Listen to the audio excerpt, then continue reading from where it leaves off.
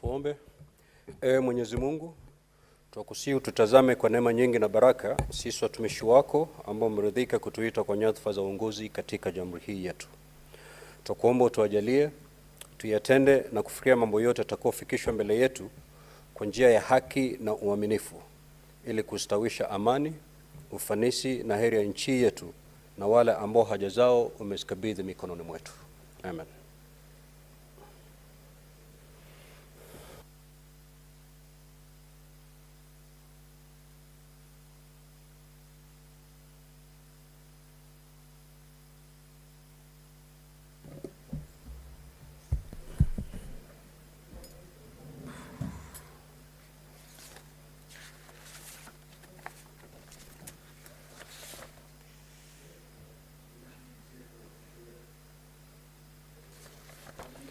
Clerk, do you have quorum? Sergeant at Arms, kindly ring the quorum bell for 10 minutes.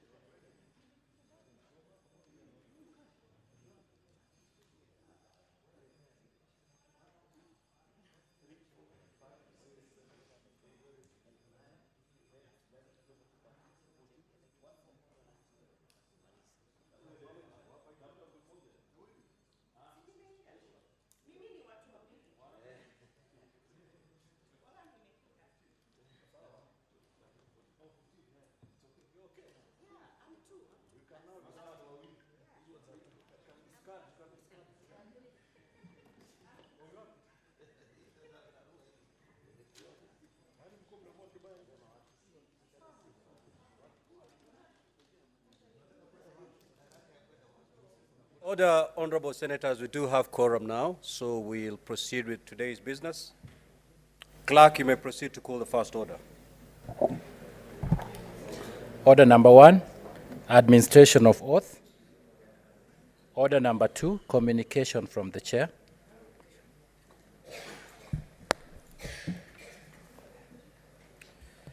Honorable senators, I would like to acknowledge the presence in the Speaker's Gallery this afternoon, a visiting delegation from the County Assembly of Tana River.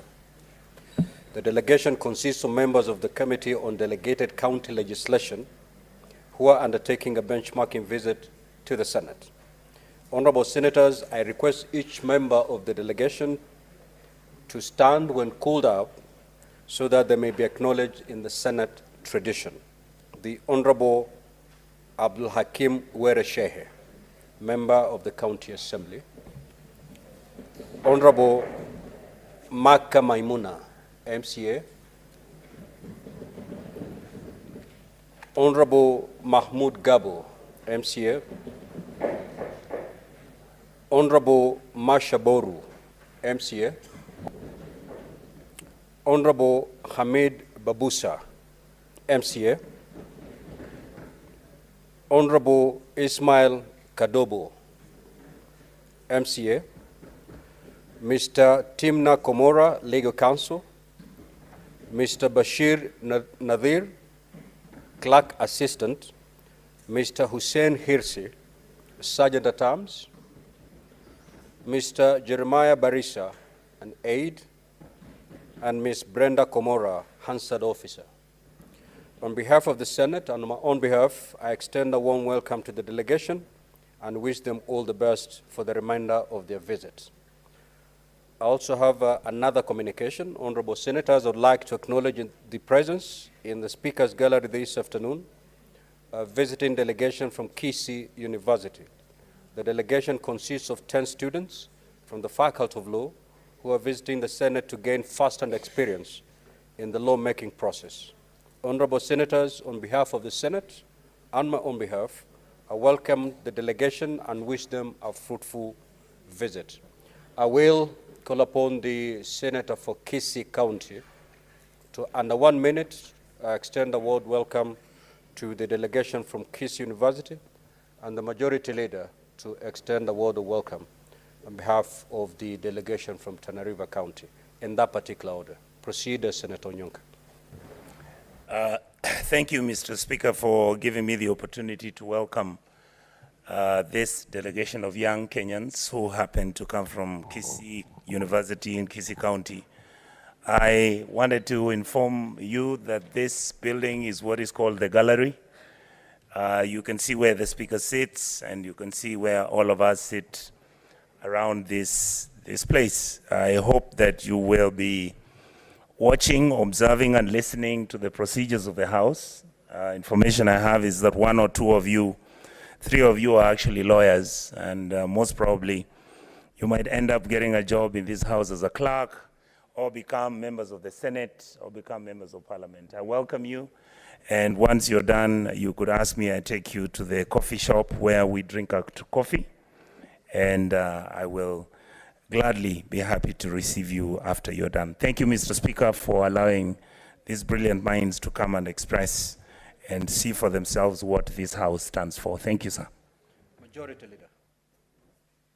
Thank you. Mr. Speaker, I'd be remiss if I don't recognize the comrades from Kisii University. So I join the Senator for Kisii in welcoming them to this August House. I hope they will drink to their fill and enjoy all that they came to find out when they set out from Kisii to come to this House. Second and most importantly, equally importantly rather, Mr. Speaker, is to appreciate this delegation from Tana River County, the members of a county assembly.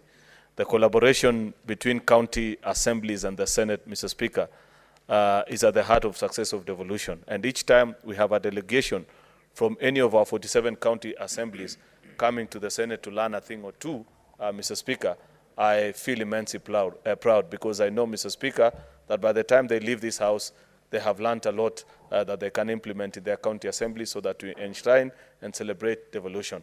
Their senator is not here, Mr. Speaker, but as they do know, once they sent Senator Danson Mungatana to come here, this House also elected him to be a member of the Pan-African Parliament. So he juggles his duties between here in Nairobi and South Africa, where that continental parliament sits. One last thing, Mr. Speaker, about Tana River. This is a very special county to those of us that are members of the UDA party. This county gave us the leading anthem in our campaign in 2022. There's a duo that sang a very catchy song called Ruto Tosha, Mr. Speaker. If these members of the county assembly know the singers, please ask them that the majority leader invited them to this house. The last time I saw them, they were complaining, saying that after campaigns, nobody has reached out to them. So I hope if any of the county assemblies members that are here knows the duo that sang that song, tell them they have an open invitation to come to this house and meet me. I thank you, Mr. Speaker. Next order. Order number 3, messages. Order number 4, petitions. Now, Honorable Senators, pursuant to Standing Order 232(1)B, I hereby present a petition that has been submitted by Mr. Fred Saweja and other petitioners regarding the winding up and liquidation of Technical University of Kenya Staff Retirement Benefit Scheme. As you are aware, Article 1191 of the Constitution states, and I quote, "Every person has a right to petition Parliament to consider any matter within its authority, including to enact, amend, or repeal any legislation." The salient issues raised in the petition are as follows. 1, that the Retirement Benefits Authority, RBA, which is mandated to regulate the pensions subsector in Kenya, petitioned the Milimani High Court in 2017 in the matter of insolvency of the Technical University of Kenya Staff Retirement Benefits Scheme, case number HC IP/14/2017, to protect the scheme's members from losing their retirement savings. That on the 5th of July 2024, the RBA obtained orders from the Milimani High Court to wind up and liquidate the pension scheme, which resulted in approximately 2,000 scheme members being at risk of losing the lifelong savings accrued from years of hard work, potentially downgrading them to a life of poverty in their later years. That the scheme deducted members' contributions, however, these amounts were not remitted to the fund manager. That some officials at the university, through acts of commission or omission, failed to account for and remit the funds, leading to uncertainty and distress among staff. Further, a number of officers have left service, and the ones in the office may not be familiar with the case. That as a result, some members have lost their lives, while others have suffered illness due to psychological stress caused by this situation. That the scheme owes its members billions of shillings that remain unaccounted for, supporting the claim that it may have been undertaking fraudulent operations. That the Technical University has failed to protect its members, stakeholders, and assets due to lack of efficient and effective oversight of affairs of the university, and that the members of the scheme have made efforts to address this matter with the university management, the University Council chairperson, the RBA, and the Minister of Education, all of which have been unsuccessful. That the petitioners therefore pray that the Senate investigate this matter with a view to do the following. 1, ensure that the assets of the scheme and contributions owed to members are safeguarded, including the transfer of members to other schemes where possible to ensure the continuation of the pension contributions. 2, ensure that the circumstances that led to the poor financial performance of the scheme and its subsequent insolvency are addressed and that the responsible persons are held accountable. And 3, formulating legislative interventions aimed at preventing similar occurrences in retirement schemes in the country. Now, Honorable Senators, pursuant to Standing Order 238(1), I commit the petition to the Standing Committee on Labor and Social Welfare for consideration. And in terms of Standing Order 238(2), the committee is required in not more than 60 calendar days from the time of reading the prayer, which is today, to table its report in the Senate for consideration. The Senate shall thereafter consider the report of the committee. I thank you. Next order. Order number 5, papers. The Senate Majority Leader.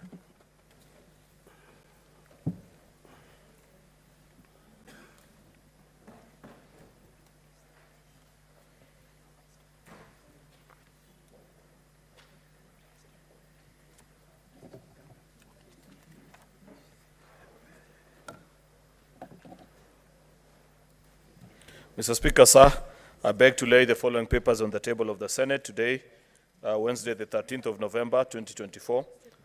This is a Sustainable Waste Management, Extended Producer Responsibility, Legal Notice number 176 of 2024.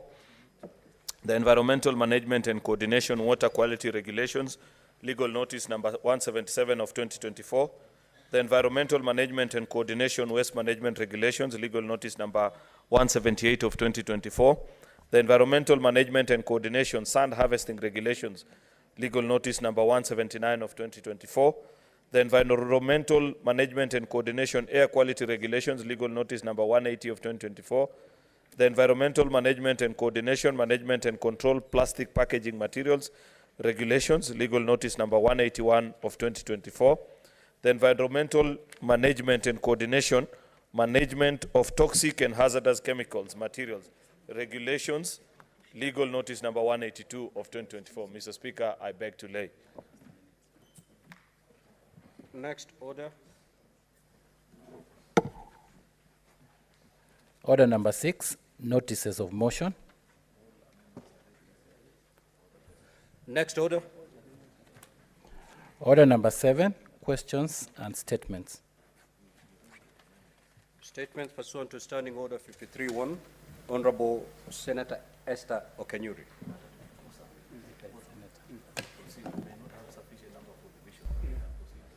Thank you, Mr. Speaker. Request for a statement on the increase in cases of femicide and arrest and abductions of the youth in Kenya. Mr. Speaker, sir, I rise pursuant to Standing Order 53-1 to request a statement from the Standing Committee on National Security, Defense and Foreign Relations regarding the alarming rise in incidences of femicide and troubling trend of arbitrary arrests and abductions of youth in the country. Mr. Speaker, sir, in the last 90 days alone, the country has witnessed the tragic deaths of 97 women due to violence. This serious trend of femicide has reached crisis levels, devastating families and communities and undermining our societal fabric, our women, and hold perpetrators accountable. Moreover, there are alarming reports of youth abductions which are equally distressing as many young people disappear under mysterious circumstances, often resulting in tragic outcomes. This is not just a crime against individuals, but an assault on our nation's future. Mr. Speaker, sir, noting the severity of the above incidences, I request the committee to, 1, furnish the Senate with a report on the immediate steps taken to thoroughly investigate the incidences of femicide and the alleged abductions of youth, and 2, outline the comprehensive strategies that have been developed to address the root causes of such violence and insecurity affecting our women and youth, and to ensure non-recurrence of the same. Thank you.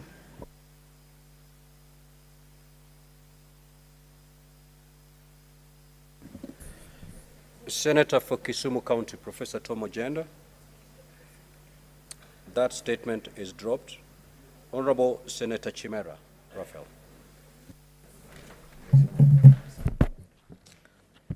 Asante, Bwana Spika. Langu ni ombi la kauli kuhusu uendeshaji wa kampuni ya Base Iron Limited ama ukipenda Base Titanium Limited katika mradi wa madini ya Kwale Mineral Sands, eneo la Msambweni, kaunti ya Kwale. Mheshimiwa Spika, nimesimama kwa mujibu wa kanuni ya kudumu ya 53(1) kuomba kauli kutoka kwa kamati ya kudumu ya ardhi, mazingira na mali asili kuhusu uendeshaji wa kampuni ya Base Titanium Limited katika mradi wa madini ya Kwale Mineral Sands ulio eneo la Maumba, eneo bunge la Msambweni, kaunti ya Kwale. Katika kauli hiyo, Bwana Spika, kamati inapaswa: moja, kutoa nakala za awali za mkataba wa ununuzi wa mradi wa Quorum Mineral Sands ulionunuliwa na kampuni ya Base Iron Limited mnamo Agosti mwaka wa 2010 kwa ajili ya uchimbaji wa madini ya titanium, pamoja na nakala za mikataba yoyote ya ziada iliyofuata inayohusiana na mradi huo. La pili, Bwana Spika, kuelezea jumla ya fedha ambazo kampuni ya Base Titanium Limited imetoa hadi sasa kwa jamii ya eneo husika kwa mujibu wa kifungu cha 183 cha sheria ya madini ya mwaka 2016 kwa ajili ya shughuli za uwajibikaji kwa jamii, na kuelezea iwapo kuna kiasi chochote cha fedha ambacho kijatolewa kufikia sasa. Na mwisho, Bwana Spika, kufichua maelezo ya mkataba wa maendeleo ya jamii kati ya kampuni ya Base Titanium Limited na jamii ya eneo la Maumba Msambweni, pamoja na kutoa taarifa ya hali ya utekelezaji wa mkataba huo na orodha ya miradi yote iliyotekelezwa na Base Titanium Limited kulingana na mkataba. Asante Bwana Spika.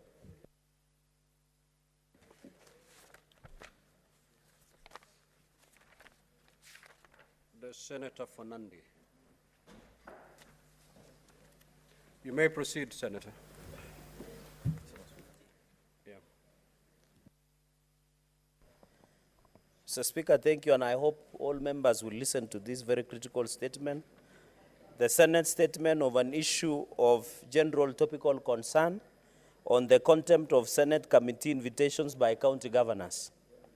Mr. Speaker, sir, I rise pursuant to Standing Order 52.1 to make a statement on the issue of general topical concern and national importance, namely contempt of Senate committees invitation by county governors. Mr. Speaker, sir, in carrying out our oversight mandates over county governments, committees of the Senate issue invitations to county executive governors to deliberate and interrogate matters within the mandates of respective committees. Mr. Speaker, sir, a trend has developed where some governors have consistently failed to honor invitations by committees, and in so doing, requests for postponement of meetings without justifiable reasons. The frequent request for postponement of meetings has greatly derailed the effective discharge of committees' mandates and thus negatively impacting on the oversight mandate of the Senate. Mr. Speaker, sir, notably, the Governor of Kisii, His Excellency Simba Arati, has on 3 invitations in the current calendar year failed to appear before the Senate County Public Accounts Committee on the grounds of traveling outside the country without the reason as to why he is traveling outside the country, just to avert appearing. So, Speaker, sir, further, the Governor of Isiolo, His Excellency Guyo of Isiolo County, has failed to appear to various committees, specifically the devolution committees and others, but only send written response without communication on his non-appearance, and even issuing in person to threats to some of the senators. Mr. Speaker, sir, the prevalent disobedience of committee invitations, and of course, Mr. Speaker, these governors should be ashamed of what they are doing. The prevalent disobedience of committee invitations amounts to the contempt of the Senate authority, which enjoys the quasi-judicial mechanism of status of the High Court, and even checked, will negatively erode the confidence bestowed on the House by the great people of Kenya.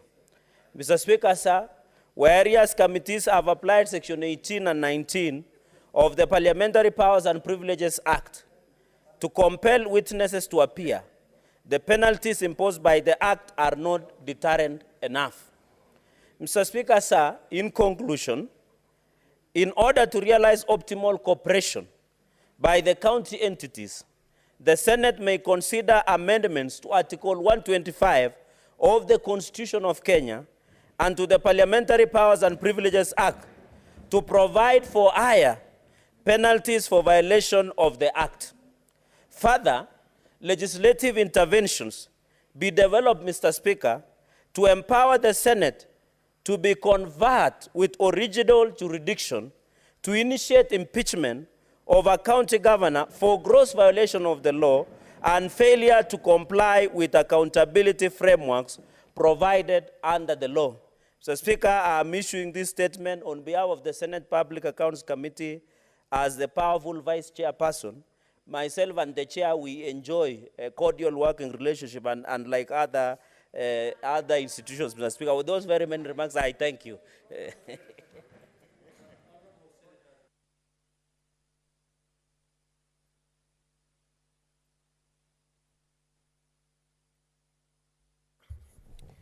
Thank you, Mr. Speaker. And I want to comment about the statement raised by Senator S. Okenyuri on abductions. Mr. Speaker, this is a matter that should concern every Kenyan of goodwill and every Kenyan that wants to see a country that have a developing democracy. Mr. Speaker, anybody given power in this country must exercise it in the right way and for the benefit of Kenyans. Mr. Speaker, police officers are trained to be able to arrest anybody in broad daylight, Mr. Speaker, and of course prefer charges against them if need be. Mr. Speaker,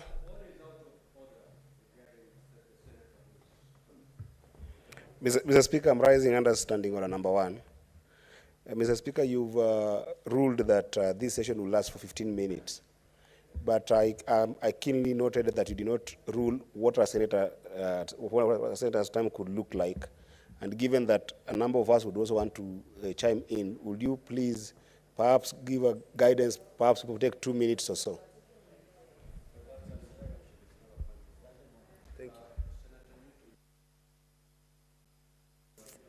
Thank you, Mr. Speaker, and I may want to also to let Senator Eddy know that the Speaker knows his job, just in case. So, Mr. Speaker, I was saying that it's a matter of concern, these abductions, Mr. Speaker, and hooded police officers arresting people. This is something that we should not allow in this country, and Mr. Speaker. The statement by Senator Cheralgei, Mr. Speaker, also cannot go, of course, uncommented about, Mr. Speaker, because we have the right to oversight our county government. Any governor that does not honor the invitations by the Senate must be called to order, Mr. Speaker. And so I support in total the statement and the plan by Senator Cheralgei to see to it that we rein governors, because, Mr. Speaker, as was said by the former majority leader, Adan Duale, Mr. Speaker, pesa wanazokuwa nazo si za mama zao. Thank you very much, Mr. Speaker.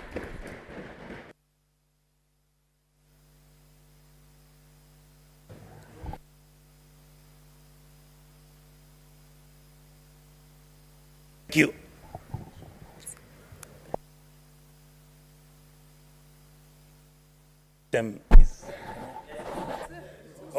Thank you. Thank you very much, Mr. Speaker. I would like to just support Honorable Cheralgei as my vice chair in the committee of CPAC. Mr. Speaker, this matter is not simplistic.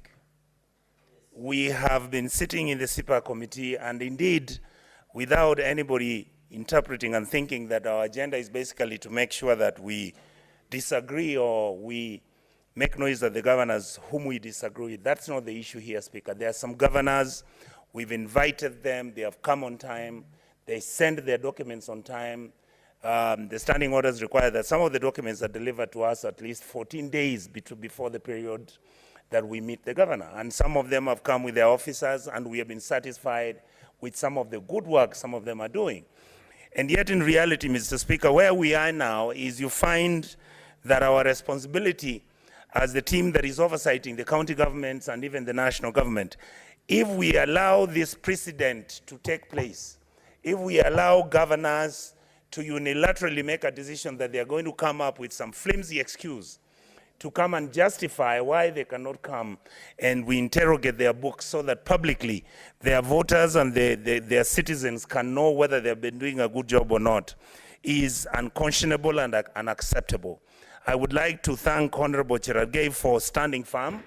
And indeed, Mr. Speaker, I don't take some of these issues lightly. We know that Honorable Dulo, who's been the senator for Isiolo County, has received death threats. It's on video. We have seen where many of these governors who have got basically impunity telling us how they feel there's nothing we can do. And I will be, in fact, one of the people who's going to support the amendments which are going to come. I think let us be honest and ask ourselves, what happens to a governor who deliberately decides they're not coming? Or what happens to a governor who, once he's been summoned and he pays a fine of 500,000 shillings 10 times? What then do you do with that? How do you create deterrence? And Mr. Speaker, I hope that all the governors will listen to what we are saying. We are user-friendly. We are not their enemies. We are not saying they have done anything wrong. We just want the facts and the reality to be put on the table so that the public can build confidence in our capacities as leaders and as the people who are oversighting both the government and the county governments. Thank you, Mr. Speaker.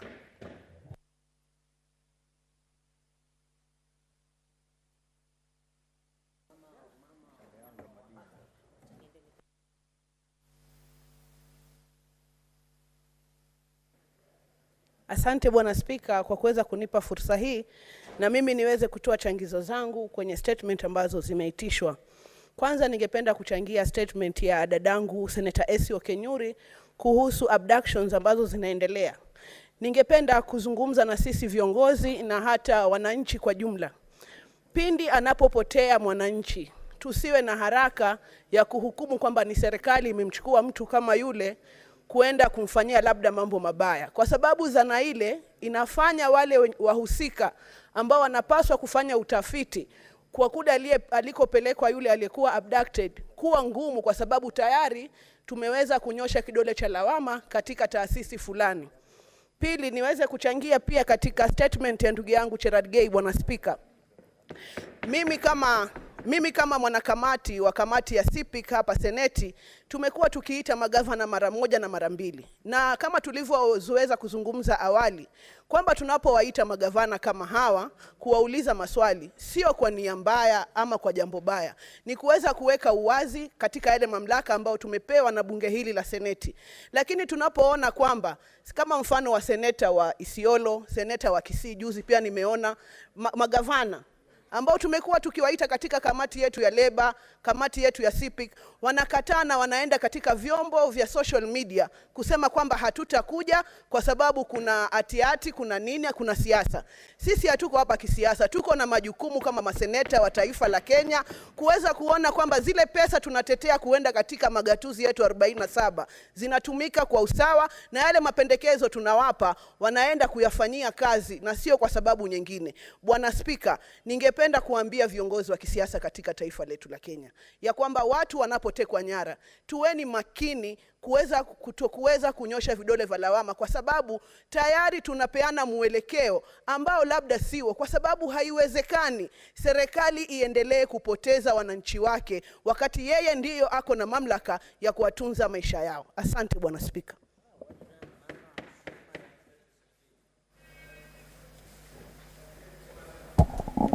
Thank you, Honorable Speaker. Honorable Speaker, I rise to support the statement by Senator Esio Kenyuri.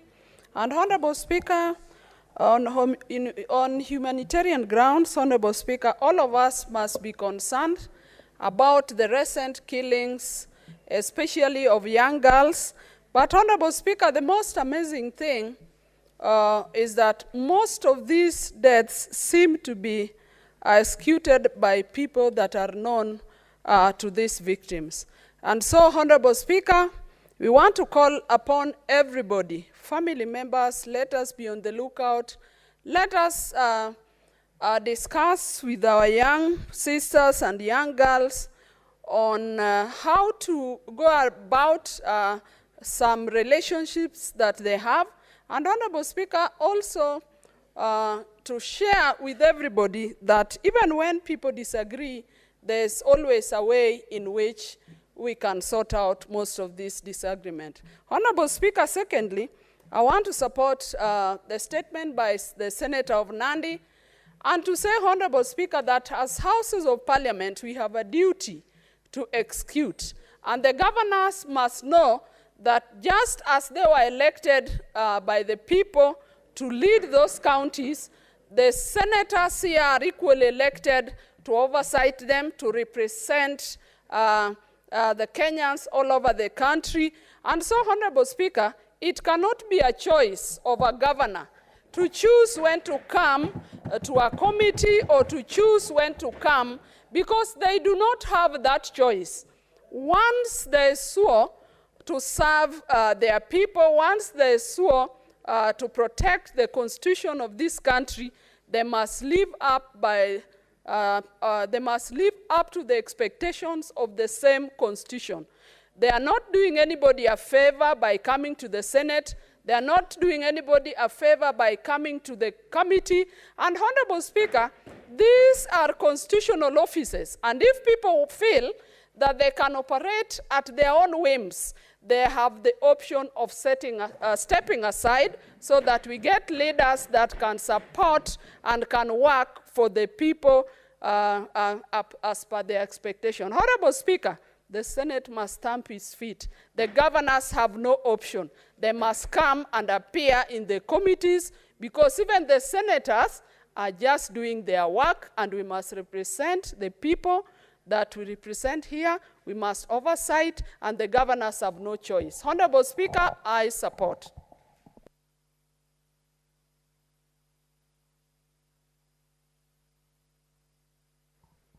Thank you, Honorable Speaker. I want to comment on two statements, one by Cherargei, Honorable Speaker. Honorable Speaker, after election, normally, generally, the senators, MCAs, and National Assembly, I think they go through an induction. I believe it looks like our governors also might, in a way, require an induction, either by Intergovernmental Technical Committee or Minister of Devolution, so that they are also they get to know that when they are invited to the Senate or to the committees, they need to honor. It's not a favor for them to come to Senate. Our job is to do oversight, representation, and legislation, Honorable Speaker. So they need to work very closely, because senators are champions of devolution, and the resources they get, it passes through this House, Honorable Speaker, because we are surprised. Some of them give glimpse reasons that they are away, they are engaged in a prior engagement. They need to know when they're invited to Senate, it is priority number one, Honorable Speaker, not the other engagements, because they need to work for the people, and we need to follow up what they are doing as our mandate, Honorable Speaker. In fact, in CIVIC and even other committees, we get some funny reasons, you know, that they don't. It's like what we got this morning, Honorable Speaker, by one of the CSs, the CS in charge of KWS, Honorable Speaker, that she has gone to witness putting devices in a rhino instead of coming to the House until Senate adjourned early in the morning because of some just flimsy reason. I mean, that is something you can send the Director General for KWS or even the PS instead of wasting Senate's time, Honorable Speaker. Honorable Speaker, it is unfortunate that we are losing our young girls through femicide, Honorable Speaker. As Senator Beatrice Okwala said, some of these could be relationships related, others could be some criminals who are after organs or whatever, Honorable Speaker. We need the new Inspector General of Police, Honorable Speaker, to stamp his foot and authority and ensure those who are doing abductions and killing our girls, they need to put them, Honorable Speaker, to bring them to book, Honorable Speaker. I don't know why they take a lot of time and they say they don't know. How can you have intelligence and have resources? Because Minister of Interior is the most highly resourced Minister, Honorable Speaker. They need to use the proper intelligence. Let them use also technology. We have technology that can assist in terms of ensuring that those who are doing these activities are branded, Honorable Speaker. I support.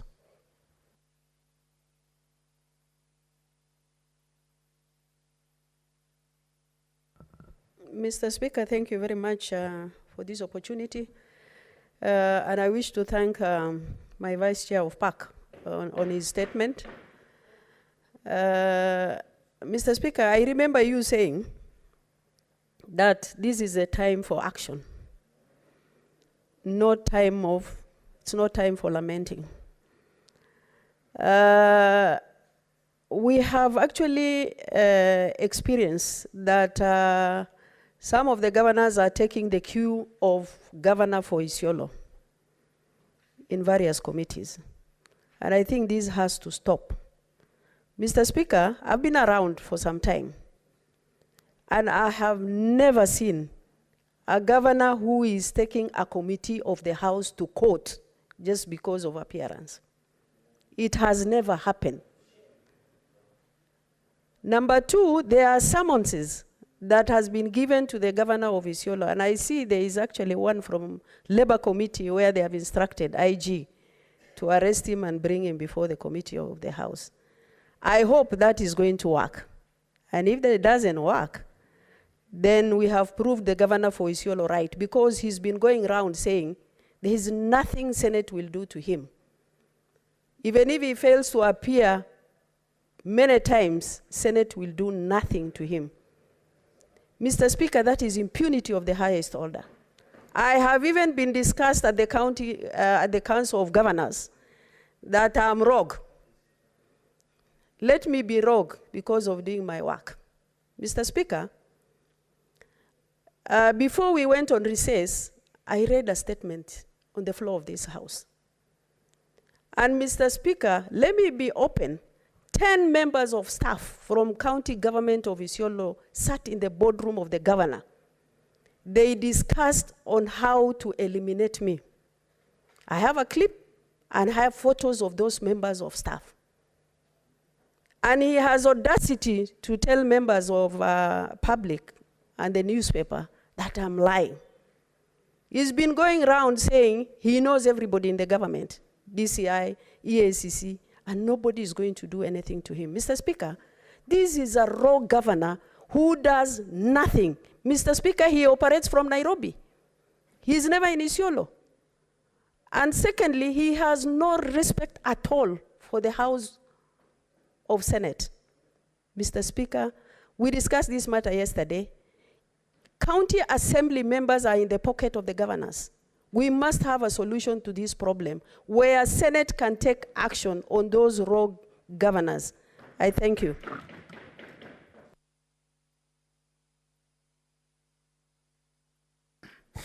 Mheshimiwa Spika, nashukuru sana kunipa nafasi hii. Wakenya wanatazama kwa makini sana yale yanayojiri hapa katika jumba la Senate. Jana katika vyombo vya habari, Mheshimiwa Spika, tumeona viongozi shupavu wa Senate wakitetea gatuzi zetu ili fedha zisije chini ya bilioni 400. Mheshimiwa Spika, haiwezekani tuwalishe mamba watule sisi. Haiwezekani. Haiwezekani tukeshe kila uchao tukitetea wananchi wa kaunti zetu wapate pesa, ili hali kuna viongozi ambao wanadhana kana kwamba sisi ni kama wasukuma rukwama kwa niaba ya watu wetu. Hatutakubali. Mheshimiwa Spika, iwapo Senator Dulo anahakika kwamba sekta ya afya imedorora, wengine hapo wanatuambia sekta ya kilimo imedorora, wengine wanatueleza sekta ya elimu katika kaunti imedorora, na tukiita viongozi hawa katika vyumba vyetu vya kamati hawaji, wanapiga kifua na kubwata maneno yasiyoeleweka. Mheshimiwa Spika, wakati umefika tuonane jicho kwa jicho. Almashauri kule mashinani tunasema mundu kumundu. Mheshimiwa Spika, Mheshimiwa Spika, haitawezekana Wakenya ambao kila siku wanadai ushuru unapanda, lakini ushuru huu unaporudi katika mikono ya magavana, wao ni kufurahia. Tunapowaita wanasema wako katika safari za ng'ambo. Mheshimiwa, ng'ambo mimi najua ni Zayuni peke yake, na iwapo wanataka kwenda Zayuni tuonane baadaye. Lakini iwapo wanahudumia Wakenya ni lazima na ni lazima waje wabebe misalaba yao na kwa vinywa vyao wakiri dhambi zao, na iwapo wana makosa, Mheshimiwa Spika, lazima wabebwe hobela wawekwe korokoroni. Na mimi nataka kuambia magavana popote walipo, na kama hawanioni wataambiwa kwamba tulisema tunafungua ukurasa upya wa ugatuzi Kenya hii. Unapopewa pesa nyingi, uwajibikaji ni wa hali ya juu. Tutawaandama kushoto, kulia, kwenye handaki, mlimani, kote tutafika ili ugatuzi. Na sisi Mheshimiwa ni wasanii wa nyimbo za mafoka, halmashauri tunasema tutaanguka na wao, Mheshimiwa Spika. Na kisha kuanguka nao tutafinish kumalo. Hiyo ndio lugha vijana mashinani wanaelewa, kwamba lazima ugatuzi ufanye kazi na lazima wawajibike. Asante Mheshimiwa Spika, ndugu yangu wa Migori, lazima tufanye kazi. Thank you Mheshimiwa Spika.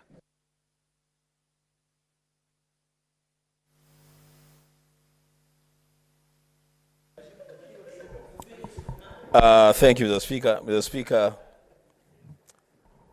I want to associate myself with the statement made by Senator Okenyuri on this matter, Mr. Speaker, of abductions and killings in the country. Mr. Speaker, a time has come, and now is, that Kenyans must begin to demand real justice.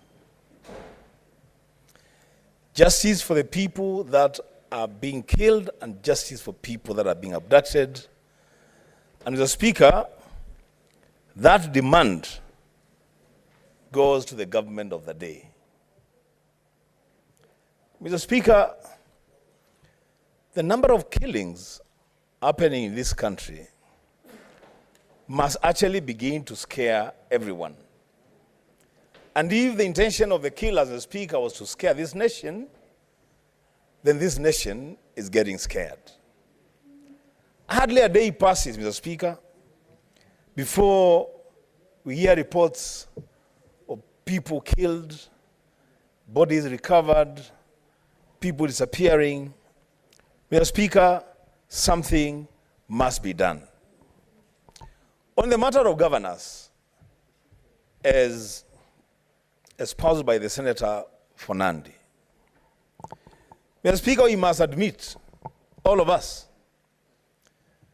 that this country is actually facing a crisis of governance. That 2 years into a government, Mr. Speaker, we have so many impeachment proceedings against governors and their deputies. In fact, in the history of this country and in the history of this region, 2 years into governance, into a government, a deputy president has been impeached. Mr. Speaker, there is a problem. That we must admit, that there is a problem, there is a crisis of governance. Mr. Speaker, I say this because governors have become so emboldened that actually they think that they own counties and that what they say is law. Mr. Speaker, I think I am one person who likes using the issue of impeachment very sparingly, but on this one, and to save the image of this House, the Speaker, lessons must be sent to governors that we mean business. For a governor to, as Senator Dulo is saying, to bring together leaders in his cabinet to plot the assassination of a senator who is just doing what she is elected to do. The Speaker, shame on that governor. I mean, we should never allow these things to happen, the Speaker.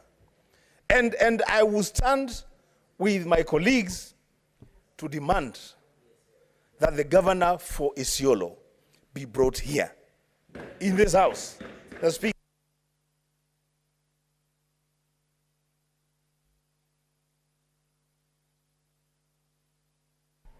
Thank you, Mr. Speaker. That the governor of Isiolo be brought before this House, Mr. Speaker.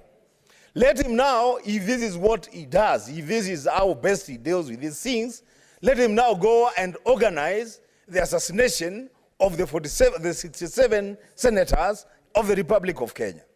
Mr. Speaker, it cannot be that when senators ask questions on how money is being used, they become enemies of governors. Mr. Speaker, it is weird. I mean, we have been in this house before, Mr. Speaker. Mr. Speaker, you have been a governor. You've been asked questions about how you have used resources of the county government of Kilifi. I've never heard anybody saying that you have threatened them for being asked questions. Mr. Speaker, these governors have become semi-gods. You know, they have elevated themselves to the level of semi-gods that they can never be asked anything. Mr. Speaker, time has come that this Senate must restore the dignity of this House. And I say this, Mr. Speaker, well aware that I've seen today that there are things happening in Nandi. I've seen, Mr. Speaker, that there are things happening in Nyandarua.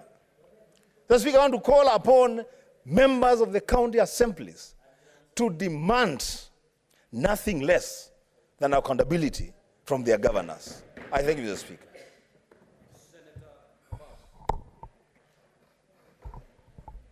Thank you, Honorable Speaker. First and foremost, I want to join my colleagues also.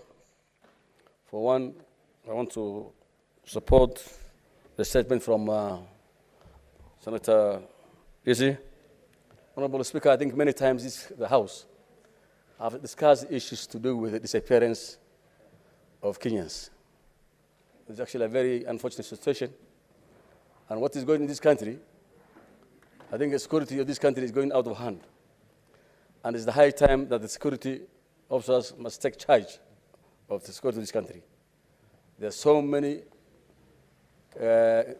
foreigners who have now made Kenya as a heaven, enjoying all that, and they do what they can do at their own way. There are so many people who run away from their countries and now hiding in this country, investing in this country. The money looted from other countries. I think it is high time we need to audit who is who in Kenya, so at least we can be safe. As it is, every day you're hearing somebody has been killed. Every day people are disappearing, and you don't know who is doing it. So it's a high time that we need to take charge of this country, and security officers must take charge of this country. And we must know who is a foreigner and who is a Kenyan, because we are not able to know who is who. For the case of the governors, Honorable Speaker, as the chair of the devolution, actually it is a very unfortunate situation. What is going on? Because this House, the Senate is there to oversight counties. It's our mandate. Even if you are called 100 times, the governors must appear to answer whatever is happening in their counties. Otherwise, as it is, what is going in this country, this country today, money in the counties, actually, you struggle hard, you are giving them more money, you're working for them, we fight for the rights of the counties, but unfortunately, they see the senators as unfriendly members, and that should not be the case. I know they're not all the same, some of them are law-abiding, but I think what is happening now, like the likes of the Solo, is very unfortunate, Honorable Speaker. The other day, I received a call from members of the MCAs from Solo, and some of them have been removed from the committees by the governor and his team. Actually, that's going too low. The governor has no business in managing the assemblies. So it's a high time, and I think we have still some lacunas in the county government acts that we need to look at it and rebuild, so at least we can be able to have where we can have action, take action against the governors. Because now, even impeachment, you bring them, they're impeached, they run to the courts, and they're still working and they're free. So I think there's a bit of, we have to review the law. With those remarks, I'd like to support the statements of Honorable Sheragay. Thank you so much, Honorable Speaker. Okech. Mr. Speaker, thank you for this opportunity. Number one, Mr. Speaker, I wanted to comment about the statement by Senator Esio Kenyuri. Mr. Speaker, as a young person in this country, Mr. Speaker, it breaks my heart when constantly it seems as though we cannot be able to contain the problem of abduction of young people. And Mr. Speaker, I wanted just to inquire whether there is anything this House can do for resolutions that we have passed, and especially at a presidential level, Mr. Speaker, that aren't followed through. Because, Mr. Speaker, in July, we did pass a resolution here at the heart of chaos in this country. And those resolutions, Mr. Speaker, went to the president of this country. And among the issues that were supposed to be dealt with, apart from just compensation of young people who were affected during the Gen Z movement, Mr. Speaker, we also implored upon the president, Mr. Speaker, that the issue of abductions be responded to very strongly, Mr. Speaker. The reason why I'm bringing this, Mr. Speaker, is because the abductions that are happening. Thank you, Mr. Speaker. Mr. Speaker, the reason why I'm bringing this up is because the abductions that are happening in this country are happening at two levels. One, within structured authorities of governance in this country, and number two, outside those structures. But I think that if there is a force in dealing with the issues of abductions within structure of security in this country, Mr. Speaker, there will be an equal response to those who are doing it outside the structure, Mr. Speaker. And therefore, Mr. Speaker, I wanted to inquire, and perhaps the majority leader can help us on this, Mr. Speaker, that if we end up having some resolutions in this House, Mr. Speaker, that can be able to pick on some of these issues that we are seeing in terms of abductions in the country, Mr. Speaker, that sometimes end up affecting the security infrastructure, Mr. Speaker, can we know how, if they're not responded to, Mr. Speaker, thank you, Mr. Speaker. And I think that it starts by making sure that the abductions that happen within the security infrastructure in this country, Mr. Speaker, are dealt with for once and for all, Mr. Speaker, so that those who are doing it outside the security infrastructure can take it more serious, Mr. Speaker, that you are saying point of order and young people are dying outside here, young people are being abducted, and they're becoming uneasy when there is no security infrastructure in the country. What is your point of order, Senator Oro? We have heard you. You're just shouting. Mr. My mic. My mic.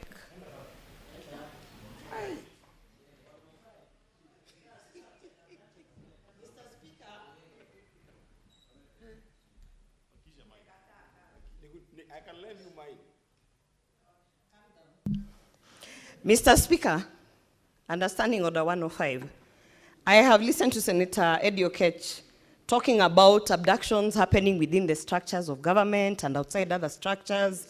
And Mr. Speaker, you know, there's an allegation there being placed on, I'm not even sure whether he's targeting an individual in government, whether he's, because he has also mentioned the president at one point.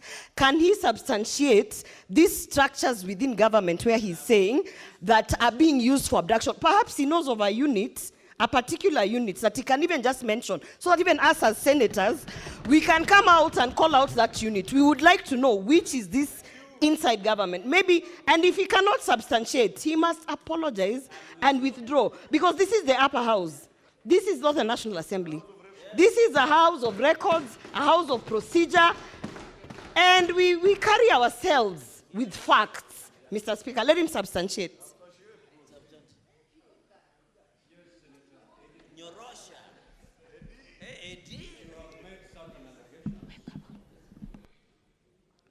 Mr. Which you have to substantiate. The structured abductions.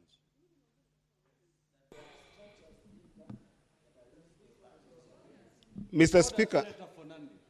Mr. Speaker, I was very clear about the document which is a resource of this House that has gone to the President. In that document, we were very clear about a number of issues that we complained about. Unless Senator Gloria was not in this House to listen to what was being discussed in this House, Mr. Speaker, I am very clear in my mind, Mr. Speaker. And Mr. Speaker, let me say this, Mr. Speaker. Maybe Senator Gloria is comfortable because any of her family members have never been abducted. But abduction of young people in this country must stop. And they happen within the structure of security in this country as well as outside the structure of this country. You might make noise as much as you want, but I can assure you that one day your own family member or your own relative will be abducted and you won't be sitting pretty. We must stop the abduction of young people in this country. It must stop. Honorable Senator. Senator Eddy, order. Senator Fernandi, take your seat. Now, order, Senator Joyce Corrin. Order, Honorable Senator. This is the House. Senator Eddy, you are supposed to address the chair, not your colleagues. You've been called upon to substantiate an allegation that you've made.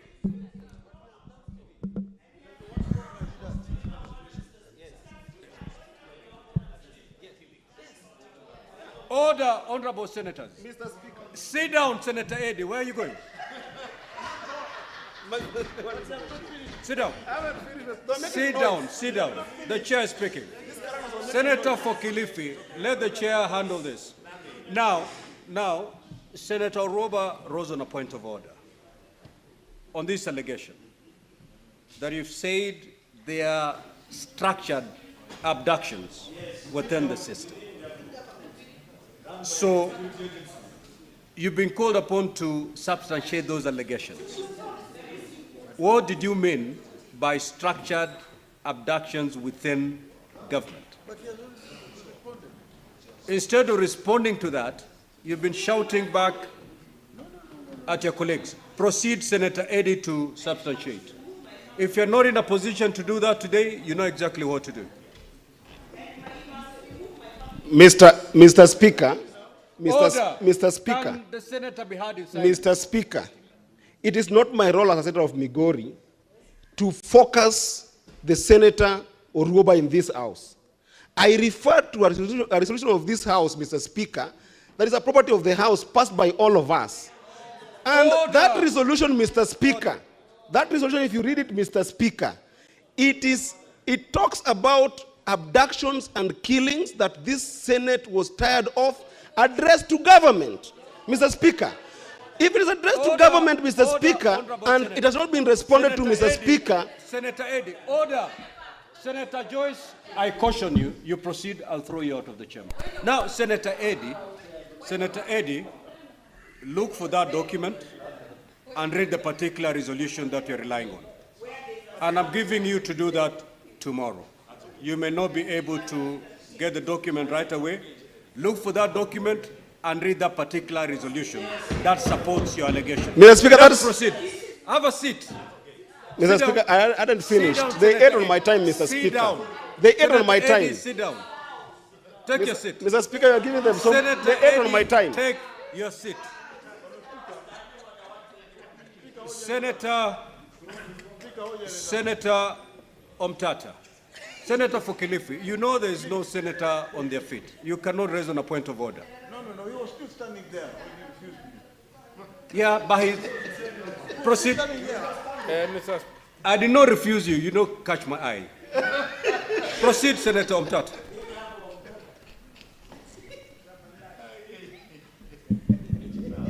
Mr. Speaker, sir, thank you for the opportunity.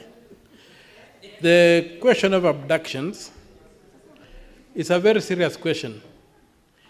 Kenya is a republic, a government of law, and you have got institutions that have been mandated to take care of the security of the citizen. And these institutions are basically in terms of civilian order, the police. Our streets cannot be an area where people can abduct others, disappear others, run illegitimate detention centers, and then release them, and there are no consequences. When these people are released, Mr. Speaker, sir, I have not heard of any incident whereby the abductees have been guaranteed security and the government security apparatus summoned them to a debriefing to try and identify where they were being held and why they were being held. And that points to collusion by the police in the ongoing abductions. To make matters worse, Mr. Speaker, sir, it's a matter of fact that the capacity of the police to investigate this kind of activities, if at all they involve the police forces, has greatly been eroded. And this was done deliberately under the last command of Inspector General Quorum, whereby officers who are trained to deal with this kind of matters and who were housed at the internal affairs internal affairs unit of the National Police Service were systematically transferred out of station. The unit was starved of funds, and it's a pale shadow of what it was when it was set up, with the intention that should any security forces step out of the law, they would be dealt with by the fellow policemen. So, Mr. Speaker, sir, whereby when you don't get the government taking action to debrief those who have been abducted and released, to establish where exactly they were being held, to try and determine who are holding them, then the only conclusion you can draw is that the security forces have failed in their mandate, and for lack of a better word, are complicit in the abductions. And so, Mr. Speaker, sir, the circumstantial evidence that avails itself to an inquisitive eye is that our abductions are being conducted either by the police or with the full knowledge of the police command. And what is the point of order, Senator Fernandez?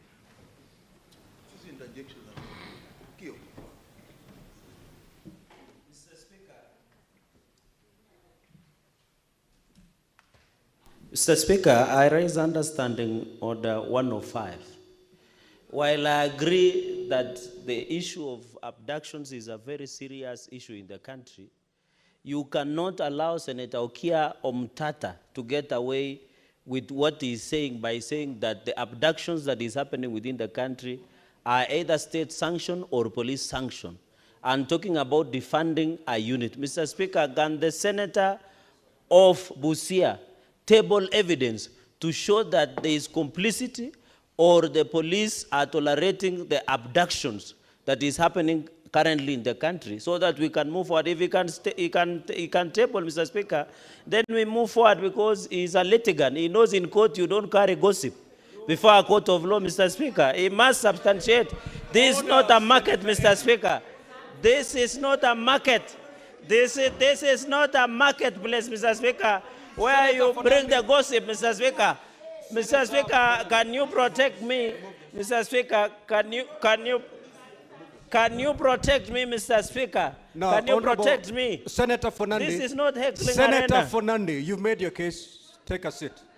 Now, Senator Omtata, proceed to substantiate your allegations. To who? To inform who? Who?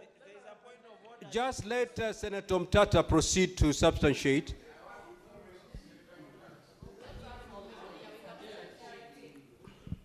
You want to inform me? We have a lot of business ahead of us. Yes, the issue is the word substantiate. It seems to be an exciting word to some people in this house. When I submitted, I said circumstantial evidence, and I pointed to the circumstantial evidence that I was saying should not be ignored. The circumstantial evidence that none of the people who have been abducted and released has been called to the police for debriefing to establish what has happened. Number two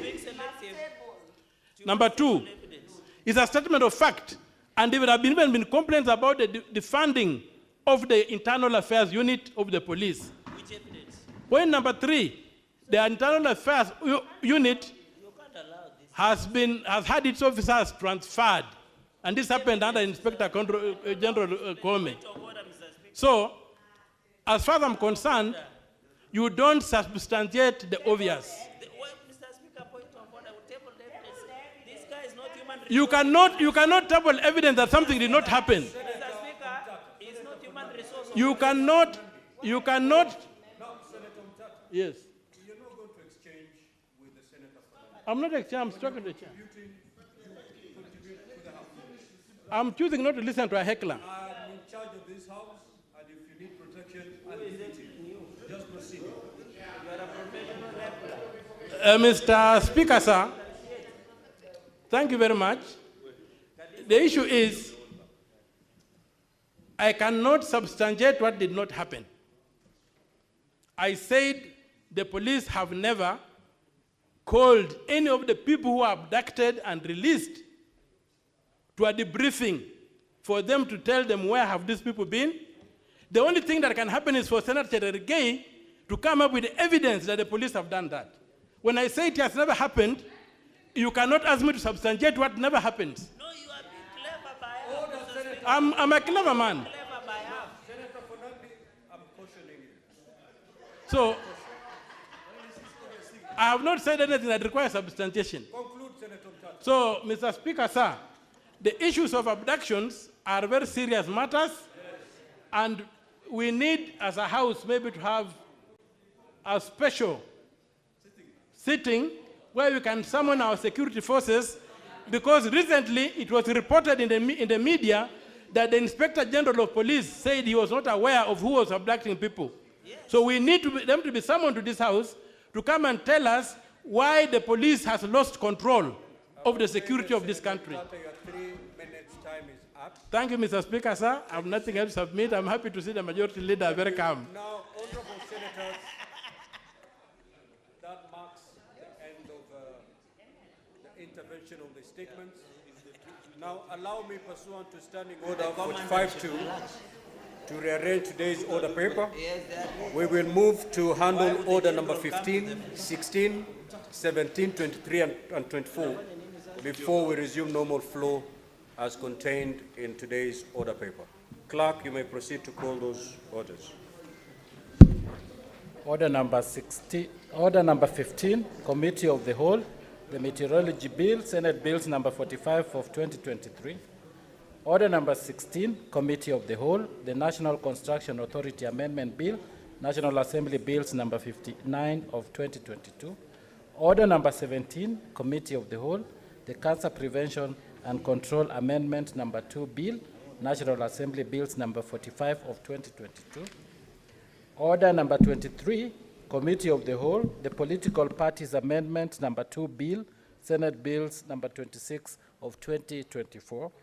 Order number 24, Committee of the Whole, the Election Offenses Amendment number 2 Bill, Senate Bills number 28 of 2024.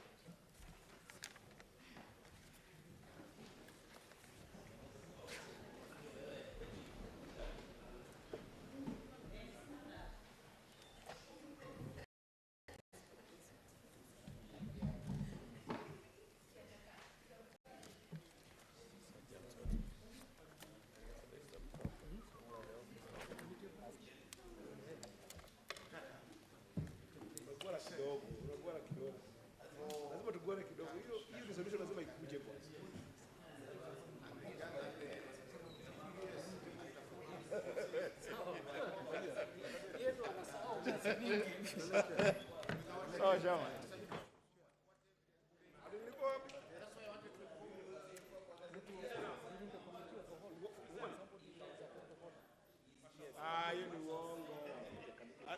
Walisema MP, mimi ni senator. Hakuna. No. Yes. Unaweza.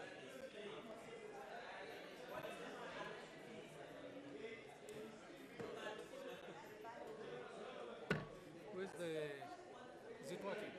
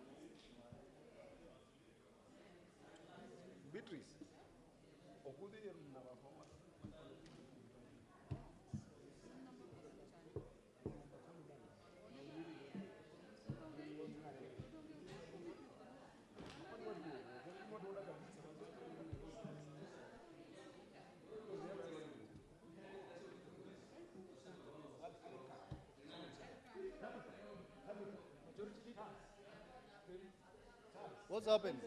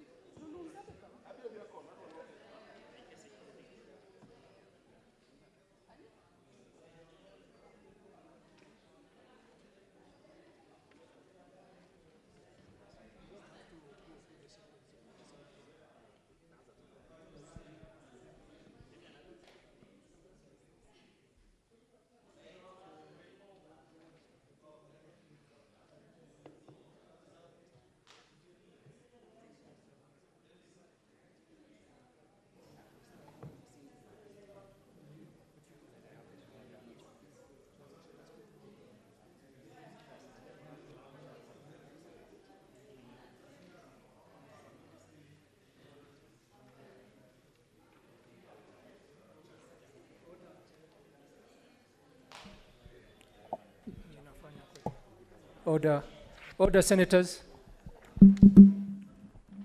We're going to order number.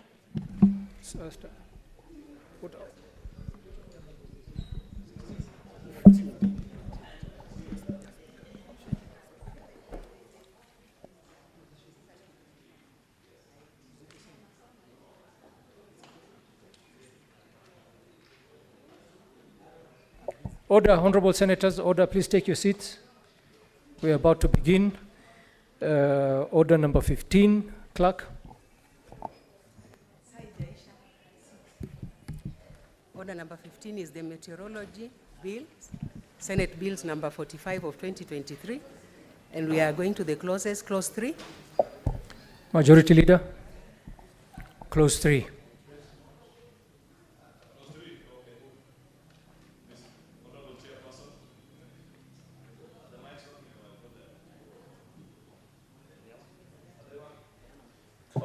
It's working. Majority Leader, just one moment, please. Clause 3, I propose the question that Clause 3 be part of the bill. Mover. I propose the question that Clause 3 be amended as proposed. I put the question that Clause 3 be amended as proposed, division at the end. Clause 4, 5, and 6. Clauses 4, 5, and 6. I propose the question that Clause 4, 5, and 6 be part of the bill. I put the question that Clause 4, 5, and 6 be part of the bill, division at the end. Clause 7. I propose the question that Clause 7 be part of the bill. Mover. Majority Leader.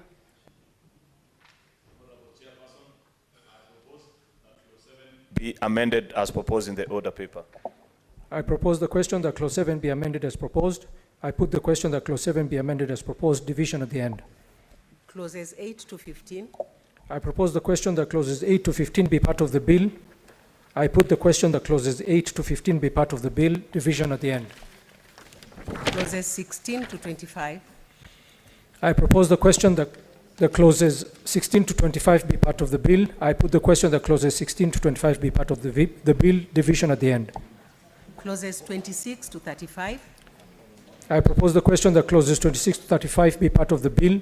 I put the question that clauses 26 to 35 be part of the bill, division at the end. Clause 36. I propose the question that clause 36 be part of the bill. Mover, Majority Leader. Honorable Chairperson, I propose that Clause 36 be part of, be amended as proposed. I propose the question that Clause 36 be amended as proposed. I put the question that Clause 36 be amended as proposed, division at the end. Clause 37. I propose the question that Clause 37 be part of the bill. Majority Leader.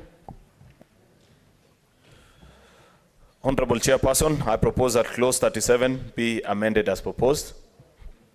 I propose the question that Clause 37 be amended as proposed.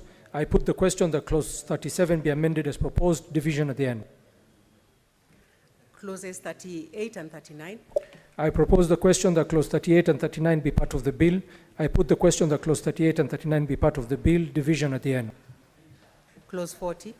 I propose the question that Clause 40 be part of the bill. Majority Leader. Honorable Chairperson, I propose that Clause 40 be amended as proposed. I propose the question that Clause 40 be amended as proposed. I put the question that Clause 40 be amended as proposed, division at the end. Clauses 41 to 51. I propose the question that Clauses 41 to 51 be part of the bill. I put the question that Clauses 41 to 51 be part of the bill, division at the end. New Clause 8A. Majority Leader. Honorable Chairperson, I beg to move that the new Clause 8A be now read a second time. I propose the question that new Clause 8A be now read a second time. I put the question that new Clause 8A be now read a second time, division at the end. New Clause 8B. Majority Leader. Honorable Chairperson, I beg to move that the new Clause 8B be now read a second time.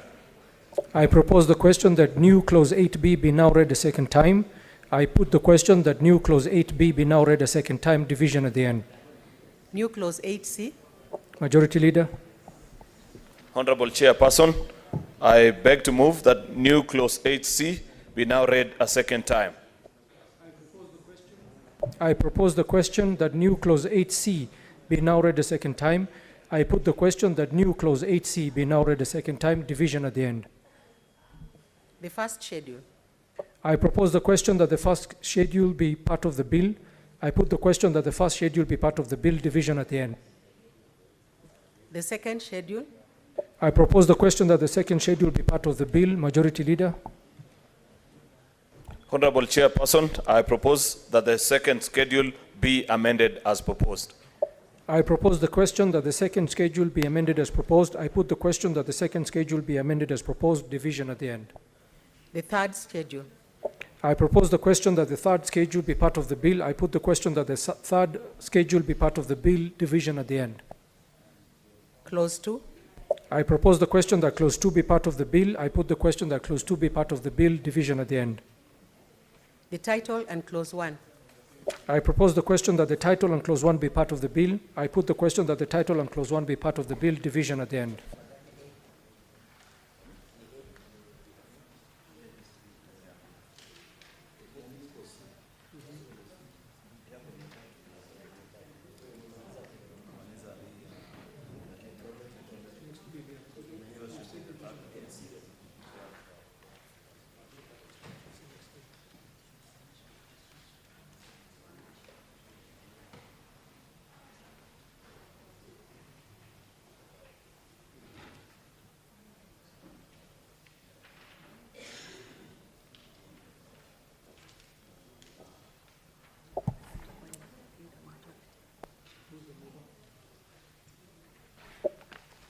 Honorable Senators, we are now moving to the next order on the order paper.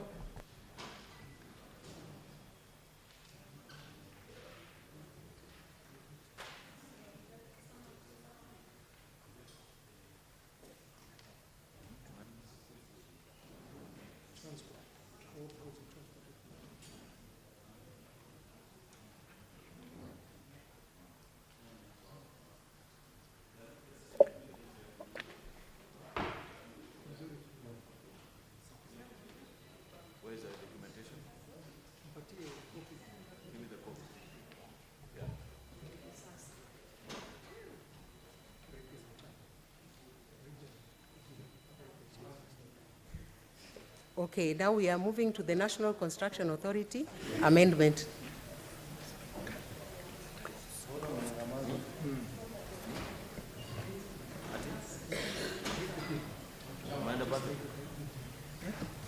The National Construction Authority Amendment Bill, National Assembly Bills number 59 of 2022.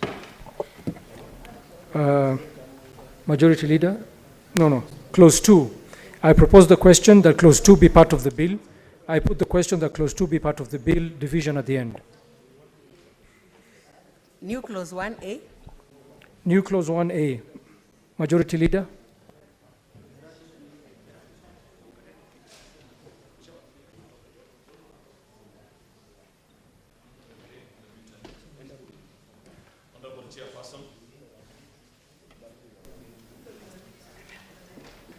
Oh, the other one is working. It's Clause 1A. Yes. Honorable Chairperson, I propose that the new Clause 1A be, wait. Yeah. It's actually, Honorable Chairperson, I propose that the new Clause 1A be now read a second time. I propose the question that new Clause 1A be now read a second time. I put the question that new Clause 1A be now read a second time, division at the end. The title and Clause 1. I propose the question that the title and Clause 1 be part of the bill. I put the question that the title and Clause 1 be part of the bill.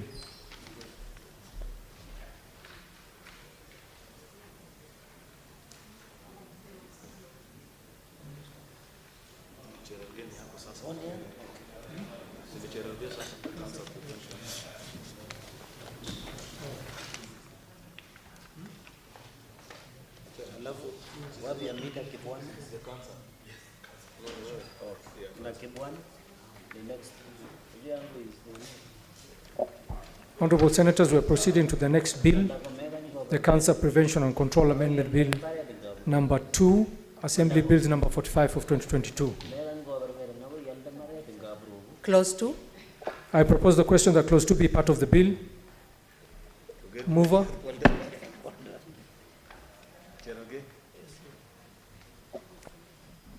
Is this one functioning? Okay. Mr. Speaker, that Clause 2 of the bill be amended in the proposed new definition of the word e-health by inserting the words including telemedicine immediately after the words and information technology in quotes. I propose the question that Clause 2 be amended as proposed. I put the question that Clause 2 be amended as proposed, division at the end. Clauses 3 and 4.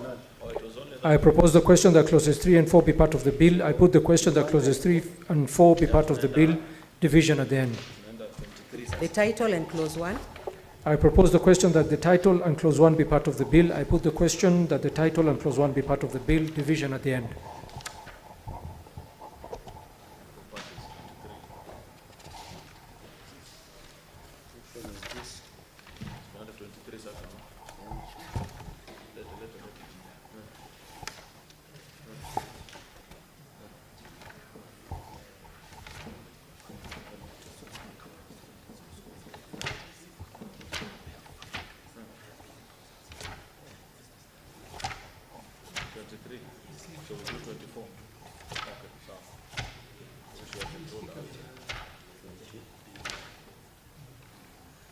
H.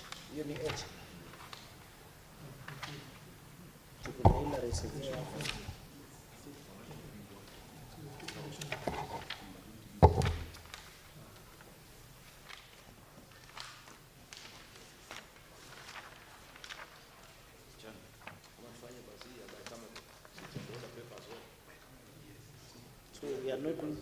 Honorable Senators, we proceed to order number 24.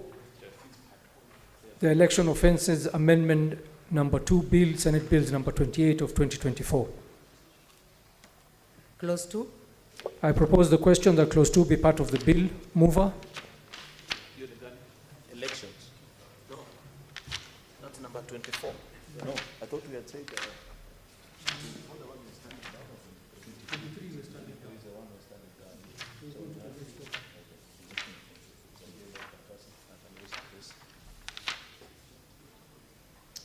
Honorable Chairperson, I propose that clause 2 be part of the bill. I propose the question that clause 2 be amended as proposed. I put the question that clause 2 be amended as proposed, division at the end. New clause 3. Majority Leader. Honorable Chairperson, I propose that the new clause 3 be now read a second time. I propose the question that new clause 2 be now read a second 3. New clause 3 be now read a second time. I put the question that new clause 3 be now read a second time, division at the end. New clause 4. Majority Leader. Honorable Chairperson, I beg to move that the new clause 4 be now read a second time. I propose the question that new clause 4 be now read a second time. I put the question that new clause 4 be now read a second time, division at the end. The title and clause 1. I propose the question that the title and clause 1 be part of the bill. I put the question that the title and clause 1 be part of the bill, division at the end.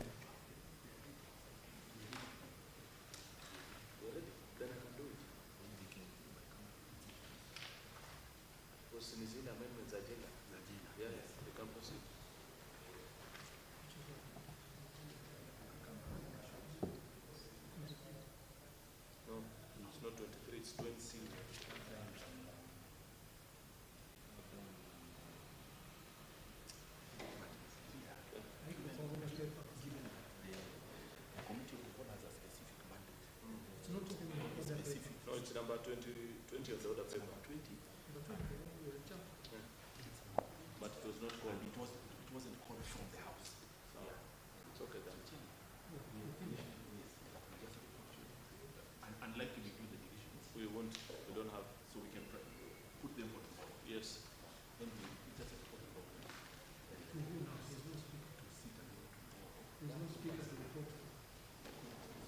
When the speaker alienda, ilikuwa nani? Okay,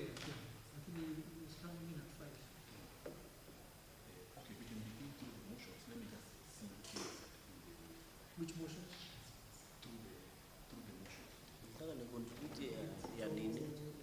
Nataka ni contribute ya basa. Ah, jana hiyo ndio basi na ndio mjinga. So what is next? Yeah, namba rambe. Sawa. Answer us. No, so we start with the election amendment. Did I contribute? So when we maliza elections amendment? We report progress. But we can't report to people. Sorry? Oh, yeah. Yes, let's do it. Okay. Proceed. Yeah.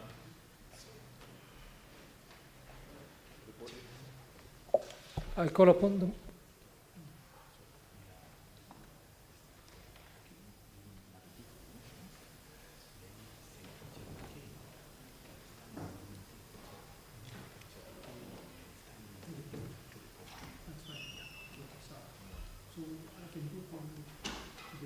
Yeah. And he will talk to the speaker. Sawa.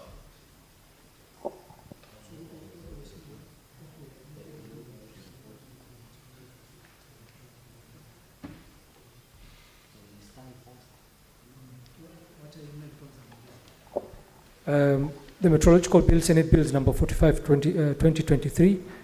Majority Leader, move to report. Honorable Chairperson, I beg to move that the committee do report to the Senate its consideration of the Meteorology Bill. I put the question that the committee do report to the Senate its consideration of the Meteorological Bill, Senate Bills number 45 of 2023, and its approval thereof with amendments. As many as of that opinion say aye. Aye. As many as of the contrary opinion say nay. The ayes have it.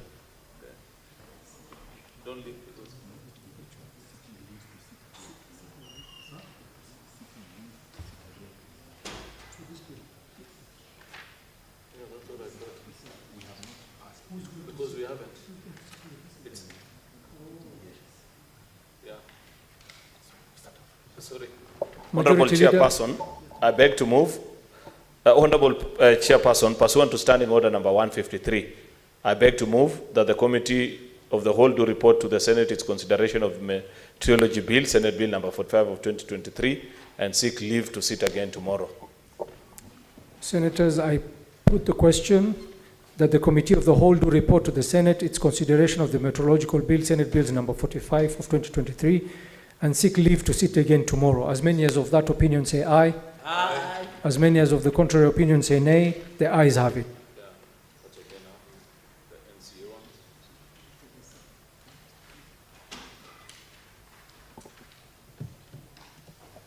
National Construction Authority Amendment Bill, National Assembly Bills number 59 of 2022. Mover.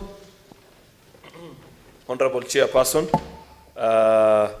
pursuant to Standing Order number 153, I beg to move that the Committee of the Whole do report to the Senate its consideration of the National Construction Authority Amendment Bill, National Assembly Bill number 59 of 2022, and seek leave to sit again tomorrow. I put the question that the Committee of the Whole do report to the Senate on its consideration of the National Construction Authority Amendment Bill, National Assembly Bills number 59 of 2022, and seek leave to sit again tomorrow. As many as of that opinion say aye. Aye. As many as of the contrary opinion say nay. The ayes have it.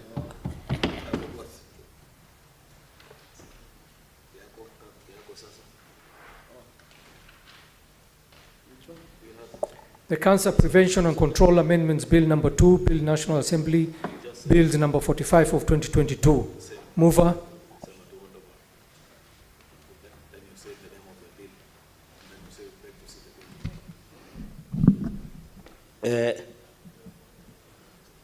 Mr. Speaker, Honorable Chair,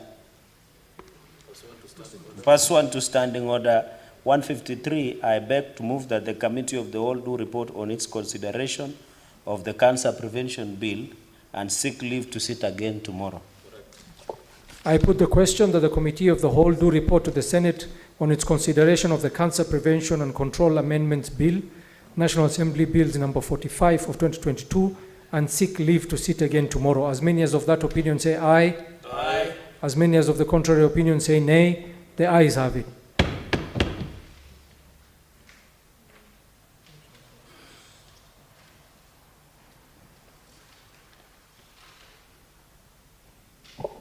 Honorable Senators, we move to the Election Offences Amendment Bill, Senate Bills number 28 of 2024.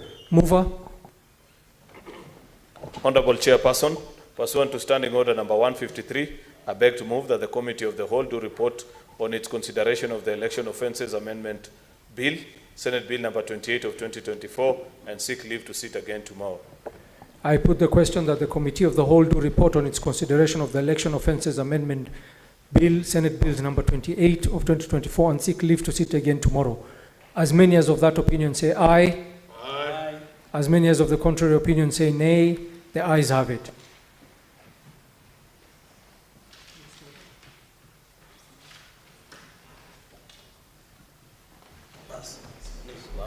Mr. Speaker.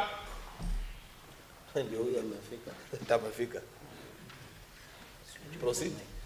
Acha aende.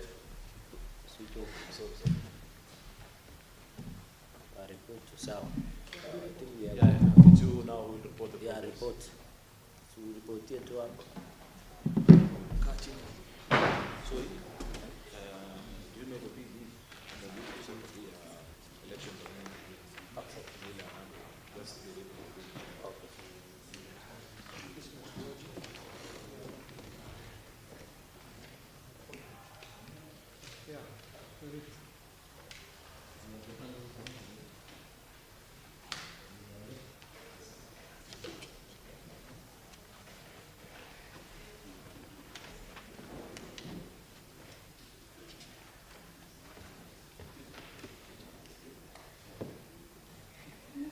Speaker, umekuwa wapi?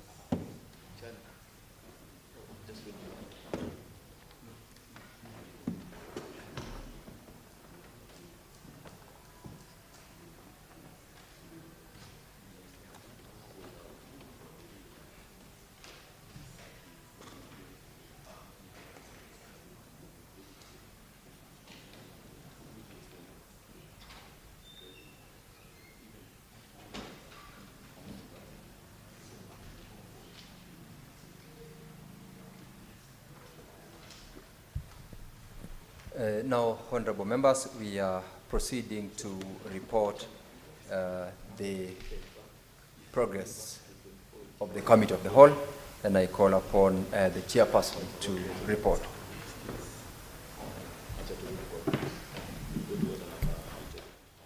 Thank you, Mr. Speaker, sir. I put the question that the committee, thank you, Mr. Speaker, sir.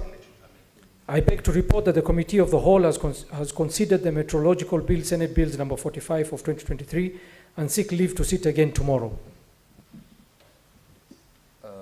Mover.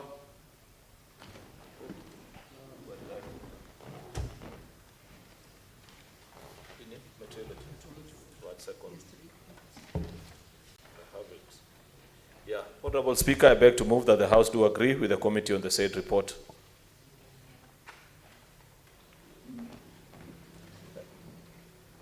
Somebody to second, will be seconded. Yes. I beg Senator Cherargei to second.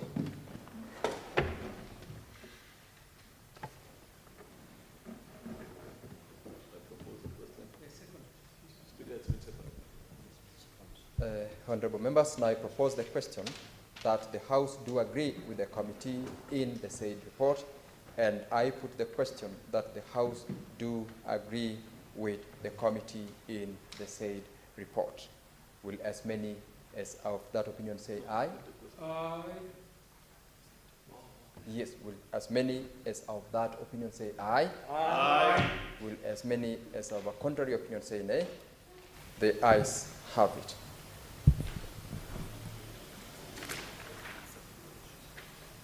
Okay, number 2, yes. Now we are proceeding to the next bill, that is the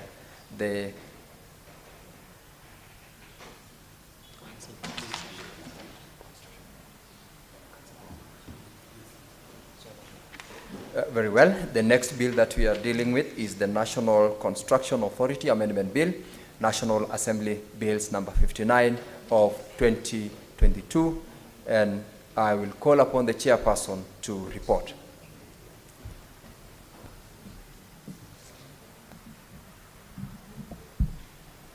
Honorable Speaker, I beg to report that the Committee of the Whole has considered the National Construction Authority Amendments Bill, National Assembly Bills number 59 of 2022, and seek leave to sit again tomorrow. The mover, Majority Leader. Honorable Speaker, I beg to move that the House do agree with the committee on the said report. I request Senator Cherargei to second.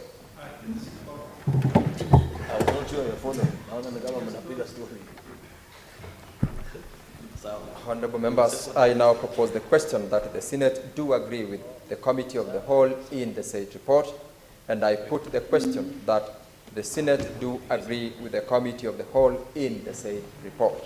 Will as many as of that opinion say aye? Aye. Will as many as of a contrary opinion say nay? The ayes have it. We shall proceed to the third bill for consideration, that is the Cancer Prevention and Control Amendment number 2, Bill, National Assembly Bills number 45 of 2022. I'll call upon the chairperson to report. Honorable Speaker, I beg to report that the Committee of the Whole has considered the Cancer Prevention and Control Amendments number 2 Bill, National Assembly Bills number 45 of 2022, and seeks leave to sit again tomorrow. The mover. Honorable Speaker, I beg to move that the House do agree with the committee of the said report, and I request Senator Chute or Shute to second. I second, Chair. I now propose the question that the House do agree with the committee in the said report, and I put the question that the House do agree with the committee in the said report. Will as many as of that opinion say aye? Aye. Will as many as of a contrary opinion say nay? The ayes have it. The next bill for consideration, honorable members, for reporting is the Election Offences Amendment number 2, Bill, Senate Bills number 28 of 2024. I ask the chairperson to report.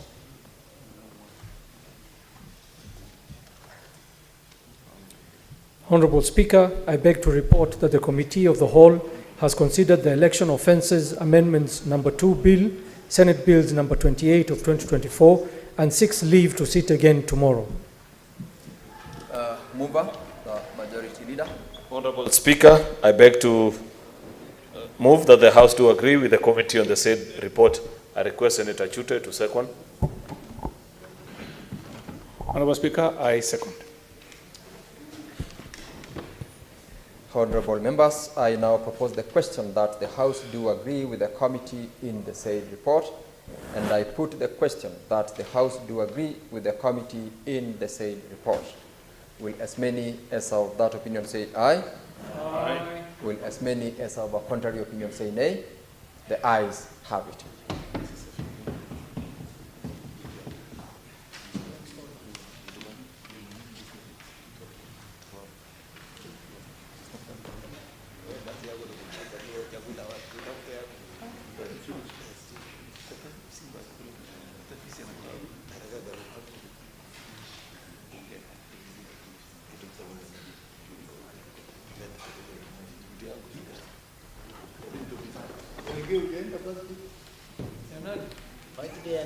We are busy doing the business.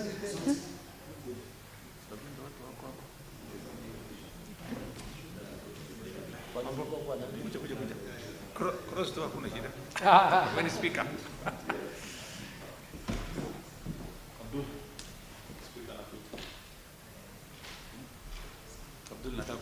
So, honorable members, we will now revert back to the normal order as per the order paper, and the clerk, you call the next order. Next order number. Actually, order number 8. Yeah, order number 8. Order number 8, motion, report of the Select Committee on County Public Investments and Special Funds on its consideration of the audit reports of the water services providers for financial year ended 30th June 2019, 30th June 2022, and 30th June 2021. Resumption of debate. Honorable members, when the House adjourned on the 12th of November 2024, Senator Osotsi, who is the mover of this motion, was to reply, and I now call upon Senator Osotsi to proceed to reply. Thank you, Mr. Speaker. Mr. Speaker, first of all, I want to start by thanking the members who overwhelmingly contributed to this important motion on matters of water service providers. A number of issues came up, Mr. Speaker, which I would like to quickly address before I reply.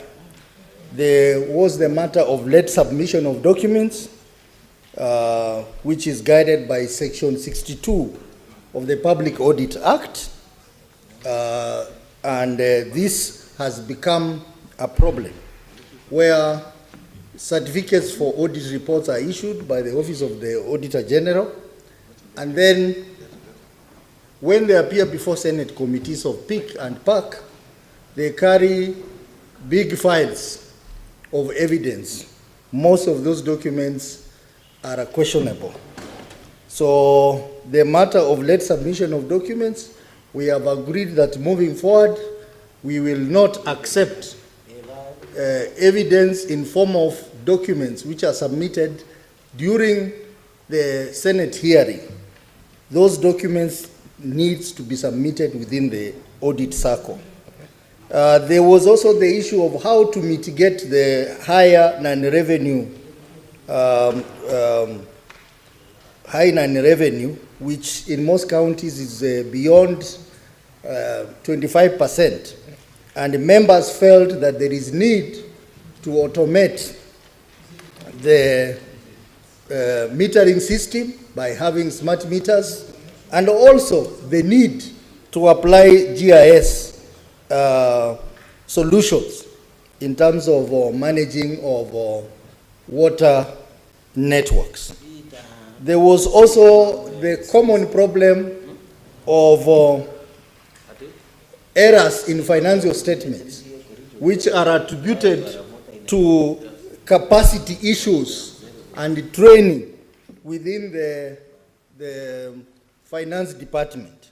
And Mr. Speaker, we have the Public Sector Accounting Standards Board that prescribes the format in which the financial statements should be submitted. And we have recommended that moving forward, all counties must align their financial statement to the Public Sector Accounting Standards Board. There was also the common issue of non-remittance of statutory deductions by these companies. And Mr. Speaker, this is a compliance issue and an offense. And we have directed that the counties involved to make sure that they submit their financial statements in time. The matter of transfer of assets and liabilities for these water companies was also a major issue, and IGRTC has been handling this matter, Mr. Speaker, but it's taking too long. I think it's important for these water companies to have their assets in their name so that their financial statements are not overstated. There was also the matter of declustering and clustering, which we reported that Bungoma and Trans Nzoia are now in the process of completing their declustering process so that they have separate water companies. The same applies to Kisii and Nyamira, Mr. Speaker. The specific issues, Mr. Speaker, that came up, for example, for Bomet County, was the matter of a project by the name Kamreito Water Supply that is under which we referred to EACC for investigation, Mr. Speaker. There was also a serious problem with unlimited statutory deductions amounting to about 12.9 million.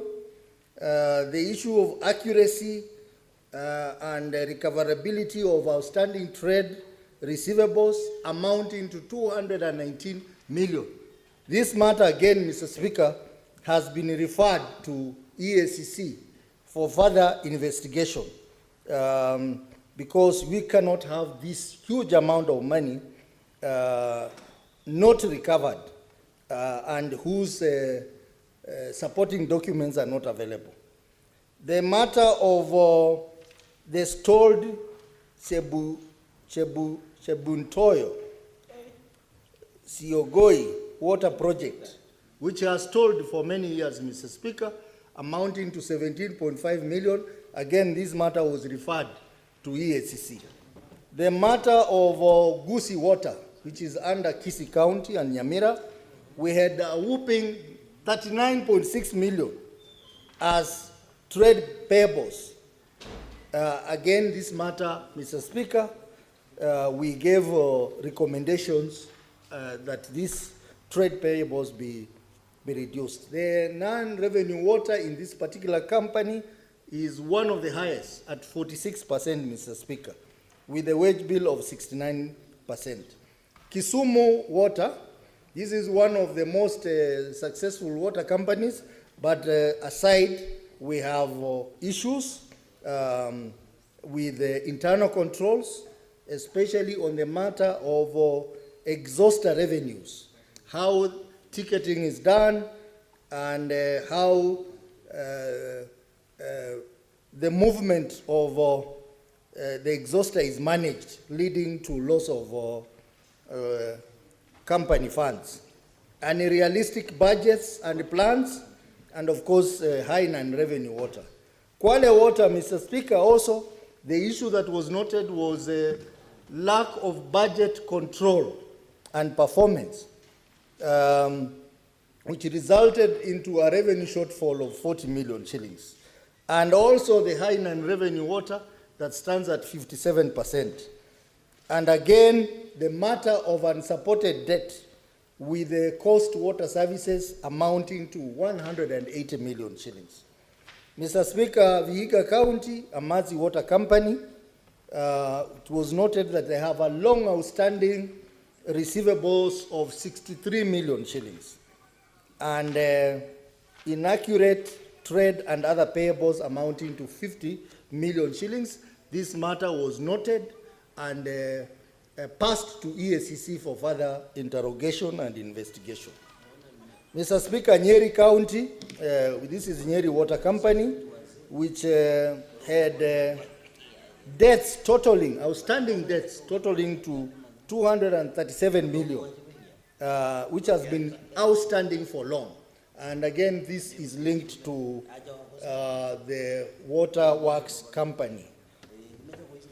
So, Mr. Speaker, I want to commend the members who participated in this debate and to say that this is the first report for water company that my committee has submitted to this House. We still have another 5 more motions to go on this matter. I hope we'll have those motions debated and adopted by this House before we go for recess, so that next year the committee can start handling the current issues, that is for the year 2022, 2023, and 2023, 2024, 2023, 2024, and 2024, 2025. Mr. Speaker, I want to commend my committee because this is the first report that a committee of Senate has tabled on matter of audit reports for water company. And I want to say that because of this, we are beginning to see some improvement in governance of water companies in our counties. But we still have challenges. The issue of ownership of this company, we have managed to ensure that almost all water companies are now owned by county government. Before, these water companies were either owned by crooks in our counties or people who are not county government. But through the intervention of this committee, I am happy to report that most counties have now complied. I am also happy to note that one of the water companies which was being run by private individuals in Murang'a, that is the Murang'a Water Company, and that is one of the most successful water companies, has now been reverted fully to the county government of Murang'a, and many, many other cases. So, Mr. Speaker, I know we are having cross-cutting issues that we identified.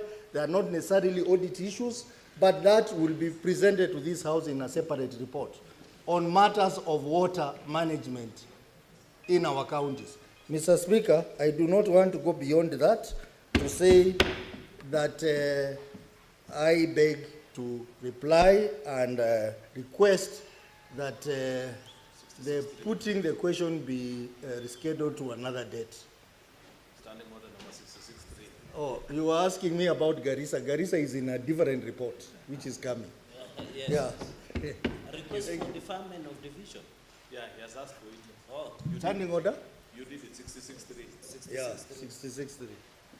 Thank you, Senator. It is so deferred. Next order. Next one, order number 25.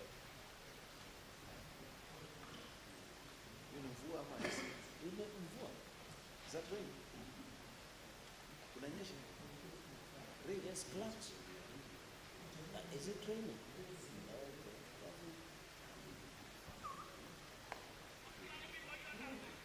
Honorable Senators, I further rearrange the order paper so that we go to order number 25. Clerk.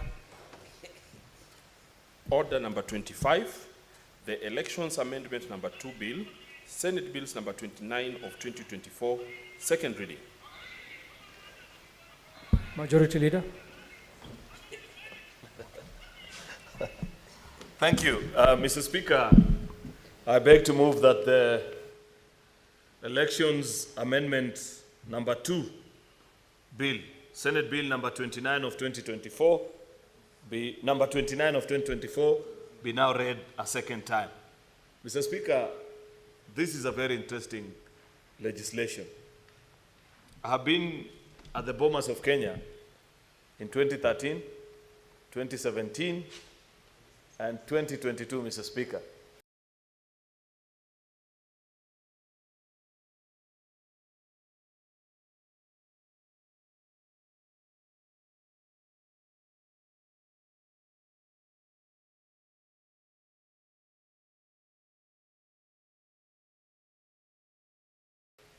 As an party, it's really unfortunate.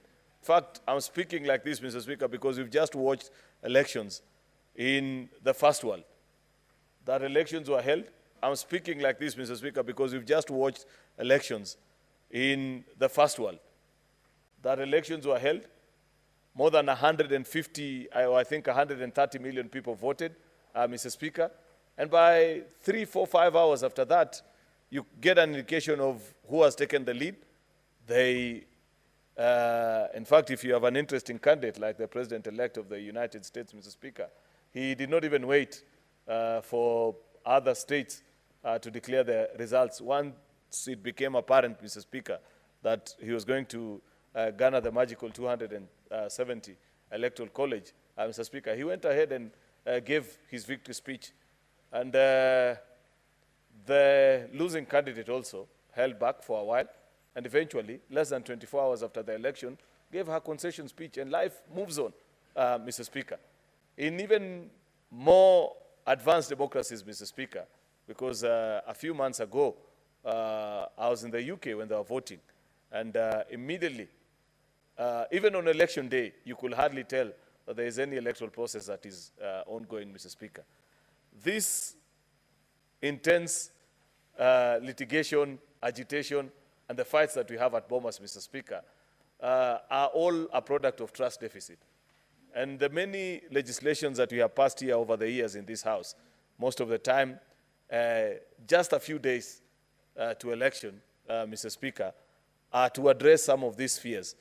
And one of the things that I must appreciate about this bill that came out of, I must first declare, Mr. Speaker, that this is one of the so-called NADCO bills that came out of a negotiated dialogue process at the Bomas of Kenya, where yours truly was part and parcel of the team that sat there, and we had representation from the Azimio coalition, Mr. Speaker, and the side of Kenya Kwanza, Mr. Speaker.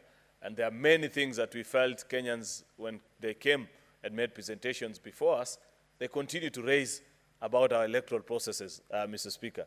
You listen to some of the proposed laws, Mr. Speaker, that are being added into our election laws. If you are not careful, Mr. Speaker, our election law book may end up being the largest in the world very soon, Mr. Speaker, by the very simple principle that we want to put it in writing even the minutest of procedure, something that to other countries and to other people are rather obvious.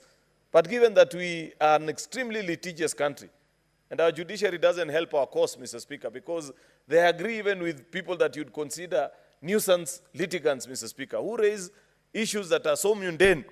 But then, in typical fashion of our judiciary, sometimes, Mr. Speaker, they agree with them and they say, yeah, it's not written in law, it's not in our constitution, and therefore the petition has succeeded, Mr. Speaker. And therefore we ended up litigating on very minute details of our electoral process, as such that in other countries, Mr. Speaker, are not things that people contest or consider about, argue about, Mr. Speaker. But given that this is our home, we don't have another home. We are the people. There are no other people, Mr. Speaker. We have to learn to live the way we are accustomed to live with each other. And therefore, Mr. Speaker, in the various clauses that form part of this bill, there are actually about 39 sections that are in this particular bill, Mr. Speaker. You will see and find yourself addressing many of the issues that have been of concern to Kenyans. And therefore, as we read about and give proposals in this particular bill, I hope that the House will eventually agree with us and put this in legislation. One last thing, Mr. Speaker, before I get into the details of the bill, that I appreciate about the genius of this legislation is that in all other elections, from 2017 and 2022, Mr. Speaker, we have fought in this House while trying to amend election laws Mr. Speaker, a few months to the election time. Yet we know, if you read part of our election management processes, Mr. Speaker, what forms the basis of many of the electoral processes, Mr. Speaker, is a Kriegler, the so-called Kriegler report that came up after the disputed 2007 elections. And one of the so obvious and quoted phrases and recommendations in that particular report, Mr. Speaker, is the fact that we as Parliament were indicted for changing electoral management processes laws just a few months to the electoral cycle, Mr. Speaker, that we do deals last minute that make it impossible or difficult for election managers, Mr. Speaker, to conduct our elections to the satisfaction of the country. And you know very well, Mr. Speaker, that we have perhaps the highest standard of election expectation, Mr. Speaker, in comparison with the rest of the world. We expect a near-perfect process, let alone the fact that you know that it's run by human beings, Mr. Speaker, who many a times they enter these results deep in the night, having not slept for more than 3 hours, but we argue none the same, Mr. Speaker. And therefore, it is important to note that this time we have made the decision to make these laws more than 3 years before a general election, Mr. Speaker. And that is quite commendable, because it basically means, or about close to 3 years, Mr. Speaker, because it basically means that the Independent Electoral and Boundaries Commission, Mr. Speaker, will have sufficient time to acquaint themselves with all the provisions, Mr. Speaker, of our laws, as such that as they prepare to take the country into an election, Mr. Speaker, they will have learned of all our expectations, unlike has been the case previously, where we have amended election laws even 2 or 3 months before an election, and subsequently after that election gone ahead to fight and ask the IBC why they didn't do this or the other, of course ignoring the very obvious and basic fact that they did not actually have sufficient time to prepare. Let me get into the provisions of the bill, Mr. Speaker. Clause 2 of this bill proposes to amend Section 2 of the Act, which is election laws, Mr. Speaker, by providing for new definitions of terms of nomination, which is the term such as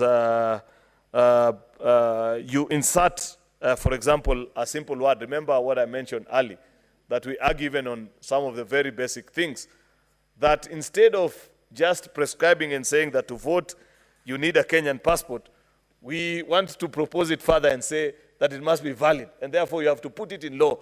I don't think there is any other country where you'll find this in their legislation. But this is Kenya, like I've mentioned, and I've given a good history of how we find ourselves with this kind of arguments. And therefore, we want to make it clear in black and white that if you're using your passport as your primary tool of identification, then it must be valid. Rather too obvious for me, Mr. Speaker, but hey, that's who we are as a people. Let's proceed. Clause 3 of the bill, Mr. Speaker, is an amendment actually to Section 5 of our Act, which provides for registration of the voters. This is a point, Mr. Speaker, where there is a by-election.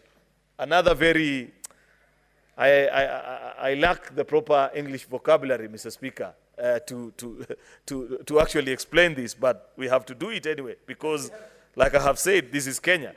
You know, in Section 5 of the Act, Mr. Speaker, I'm not sure Senator Bodi Halwale has sufficient vocabulary for this as well. Neither does my good friend Crystal actually have.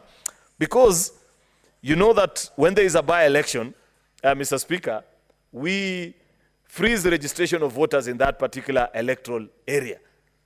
And it's part of our election regulations, but there was need and the feeling that you must make it actually an issue of statute, not just regulation, so that people know that any time there is proposed to be a by-election in a particular area, you freeze registration of voters in that particular election, in that particular region, and actually provide clarity. Listen to this, Senator Crystal, that the restriction is only in the geographical area where that by-election is to take place. That's Kenya for you, Mr. Speaker. So you'll find that in 3A, we'll provide that the persons registered as voters during the period when registration of voters is suspended by a reason or by-election shall not be eligible to contest in electoral area affected by the by-election.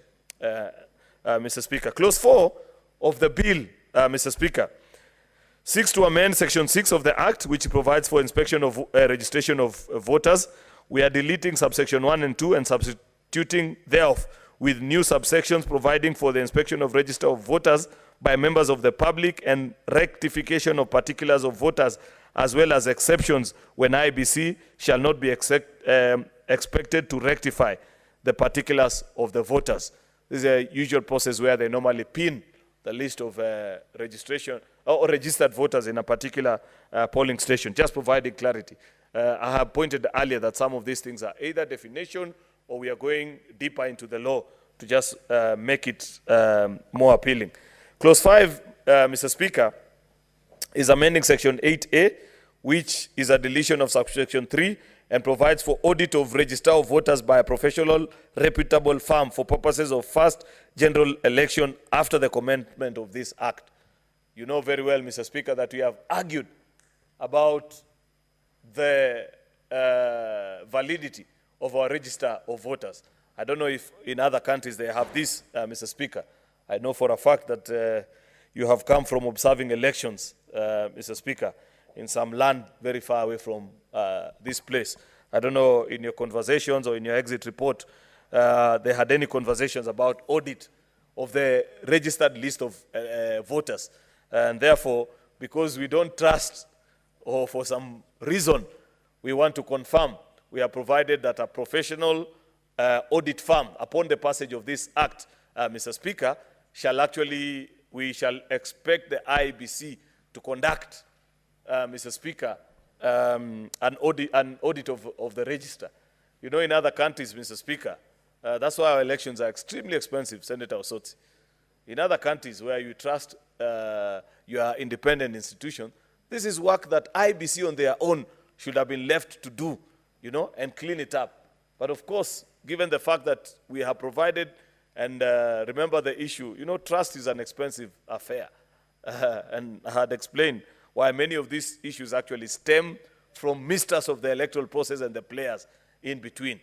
You can imagine how much it will cost the IBC to hire a firm to look into the list of registered voters. I think they're about 20 million, if I'm not wrong, or about thereabouts. Me and you and the Kenyan taxpayers will pay quite a tidy amount for that particular provision. But hey, let it be as it may.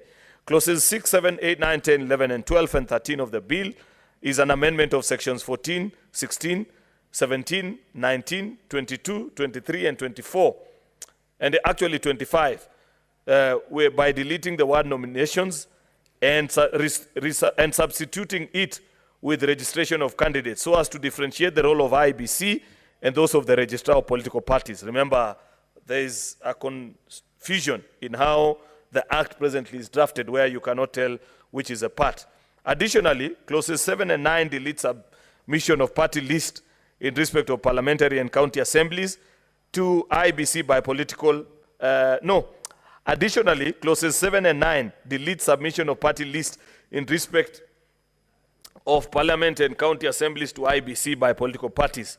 Further, clause 10 of the bill proposes to delete section 22 and set out education requirement for a member of parliament or county assembly. These requirements, remember, have been declared unconstitutional in Wamboi and 10 others by the Speaker of the National Assembly in Constitution Petition number 28 of 2021. So we are actually eventually removing those things that we are providing for education qualifications, Mr. Speaker, because you're saying you're representing people. And therefore, many of the people you represent, Senator Alwale, are not medical doctors like you. They have voted for you on account of they feel that you can represent them. And therefore, it was a feeling of Kenyans, and the courts have finally agreed with them. And I don't think we need to push this point further, that with regards to members of a county assembly and members of parliament, that they want to elect their own. The Bible says to each their own. If they feel that they want to elect a fellow who perhaps does not meet what we would know as at least a basic standard of a competent person to legislate and represent them. Mr. Speaker, like I've said, we are only humble servants of the people, and therefore we'll allow them to have it as they wish. Clause 14 of the bill proposes to amend Section 27 by inserting a new subsection to provide that a coalition party shall within 14 days of registration submit to IBC a copy of its nomination rules certified by the Registrar of Political Parties. Remember this issue of the coalition party. We argued here on the floor of this House about coalition political parties, and the same. I'm sure after the election, Senator Okongo Mugeni has since changed his views as opposed to what he had then because of the challenges that they had in trying to run as a coalition political party. You remember the debate that was here. But at that time, you are like me. What you accuse me of being nowadays is what you were at that particular time, Mr. Speaker. Clause 15 of the bill proposes to amend Section 31, provides for nomination of political party candidates by deleting subsection 2, 2B, and 2C, 2E, and 2F, which provides that the IBC shall, upon the request of a political party, conduct and supervise nomination of candidates by the political party for presidential, parliamentary, or county elections in accordance with Article 88 of the Constitution.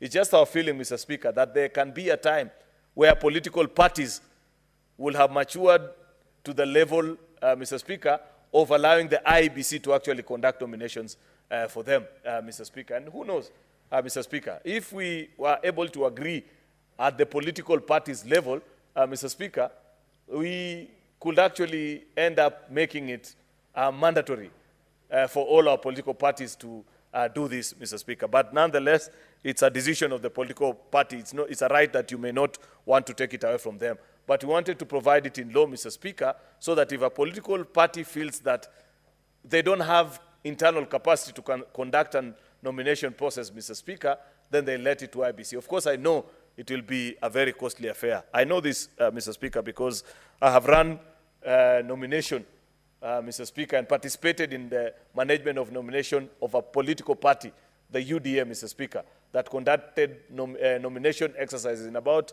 I think, 40 plus counties. It's a very, very expensive affair, Mr. Speaker. Part B is you submit to the IBC the names and the person contesting the party primaries and the date of the party primaries for publication of this information in the Gazette notice. And you require also that the Parliament shall appropriate monies for the effective implementation of this section, Mr. Speaker. Such that basically what that means, Mr. Speaker, is that this exercise will be funded actually by the Kenyan public because they belong to these political parties. The only challenge is that we have provided the resources, but we have not made it mandatory for the political party to carry out its primary using the IBC. So the funds will be there, but it's the decision of the political party whether to use IBC or, Mr. Speaker, I am almost laughing when I remember about a certain political party that conducted their nominations electronically. And there was a big fight about password. Where is this password? I'm sure Senator Beatrice Ogola knows a thing or two about that password conversation that ensued actually in certain regions. So IBC has that mandate provided for in law, but upon the request of the political parties. Clause 16, Mr. Speaker, proposed to amend Section 32, which provides for the approval of a symbol for independent candidates by deleting the words nomination, day, and nomination, and substituting them with the words the date of registration and registration respectively. This is just about independent candidates and making sure that the process upon which they submit. Remember, when independent candidates want to submit a symbol which they're going to use in the election, Mr. Speaker, it's quite a long process. Clause 17 of the bill, Mr. Speaker, proposes to amend Section 33, which provides for the nomination of independent candidates. Mr. Speaker, just a few clerical things, ensuring that we clean that up. I don't intend to spend a lot of time on it. Clause 18 proposes to amend the Act by inciting new Section 33A to provide for publication in the Gazette of party candidates and independent candidates as registered to contest in a by-election. I said some of these provisions are rather too obvious, but we still must do the same. Clause 19 of the bill proposes to amend Section 34, which provides for nomination of party list members, by inserting new Sections 8A and B to provide that a person can only be nominated as a member of a county assembly if such a person is a registered voter in a ward within a county. The person is to be nominated, and the need to ensure equitable representation from all wards comprising the respective county as regards nomination. Just providing clarity, part of what Senator Crystal Lasige was trying to do last week or a few weeks ago, Mr. Speaker, by ensuring that all persons with disabilities, Mr. Speaker, alongside all actually marginalized groups, special interest groups, that's the right word actually that I was looking for, are nominated. Further to that, Mr. Speaker, there is a practice by political parties, and includes my own political party, of imposing people who are not residents of a particular county to form part of the members of a county assembly of that county. Mr. Speaker, I find to be completely unfair to the residents of that particular county.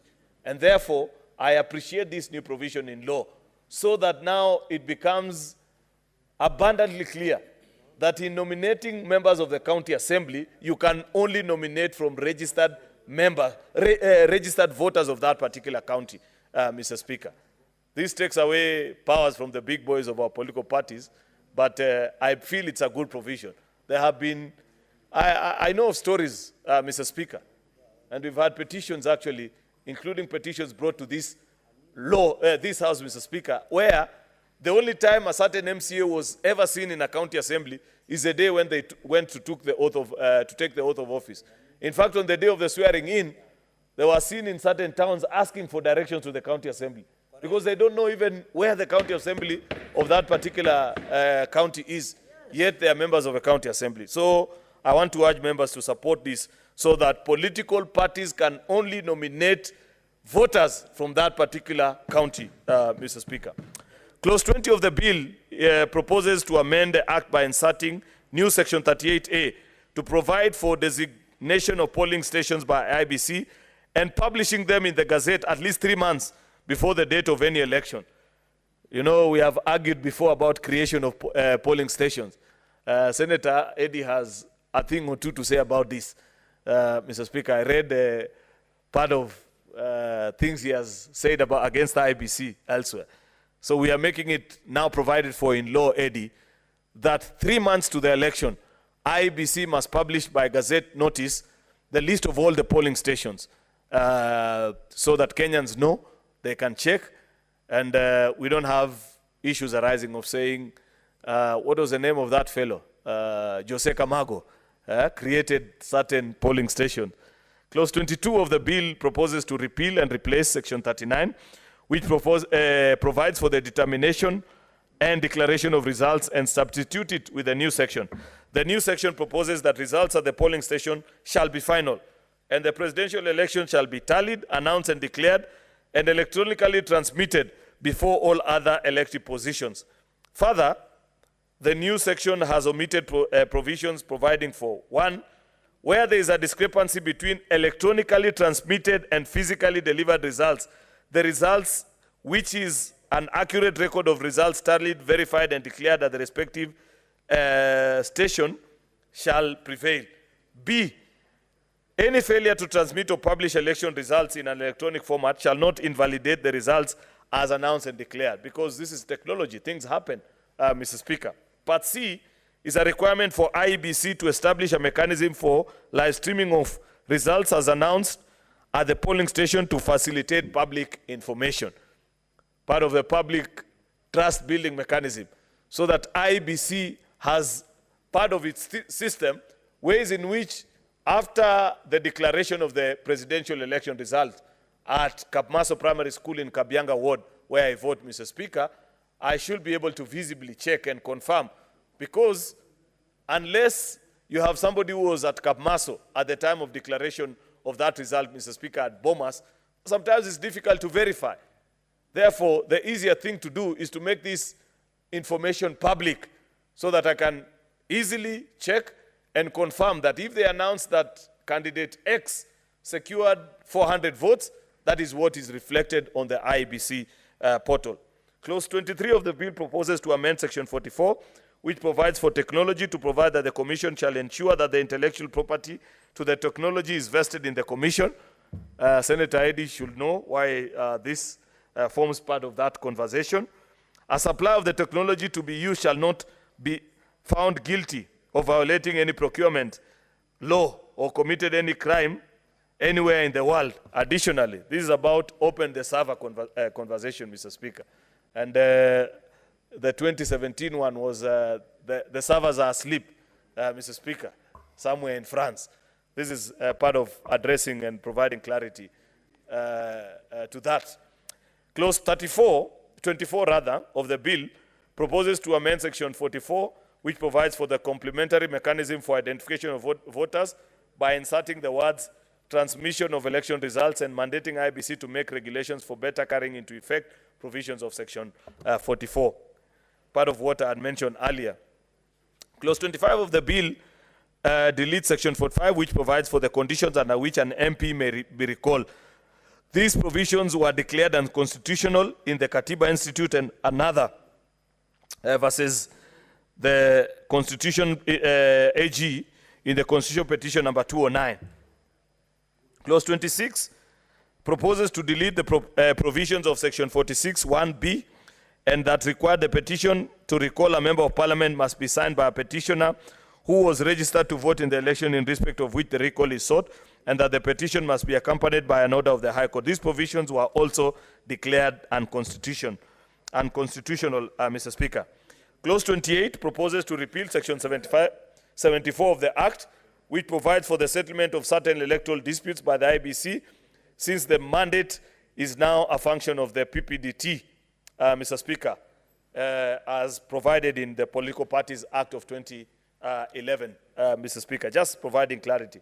29 of the bill proposes to amend Section 75, which provides for the county election disputes by deleting the requirements that appeals to the High Court shall be on matters of law only, and inserting new Section 5 to provide that the decision of the High Court on appeal on the validity of the election of a member of a county assembly shall be final. Clause 30 proposes to amend Section 82 of the Act, which provides for the scrutiny of votes by providing that a court may extend a scrutiny of votes beyond the polling station or areas mentioned in the pleadings, Mr. Speaker. A rather obvious provision, but those who practice law in our courts like you, Mr. Speaker, know that this has been limited, actually the limitation of many election petitions, where perhaps given that election petitions are time-bound, Mr. Speaker, sometimes a lawyer either forgets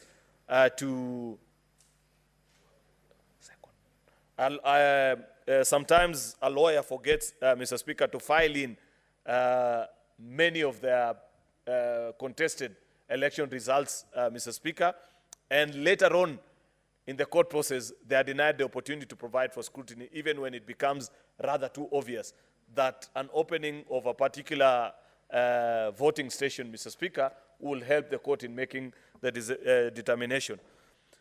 Part 32, Mr. Speaker, Clause 32 of the bill provides to amend Section 85, which provides for appeals to the Court of Appeal in respect to members of the National Assembly, Senate, or the office of the county governor, by deleting the requirements that appeal shall be on matters of law only and inserting a new subsection 5 to provide that the decision of the Court of Appeal shall be final.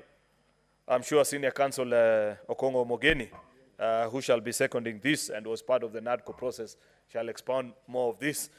Clause 33 of the bill proposes to insert new section 87A, 87B, and 87C to provide for the appointment by Parliament of an independent firm to carry out an evaluation of the electoral process after a general election. The evaluation shall include the review of the legal framework, processes, and costs associated with the electoral process, and propose new provisions require preparation of a report and submission to Parliament within 90 days of the appointment of the independent firm.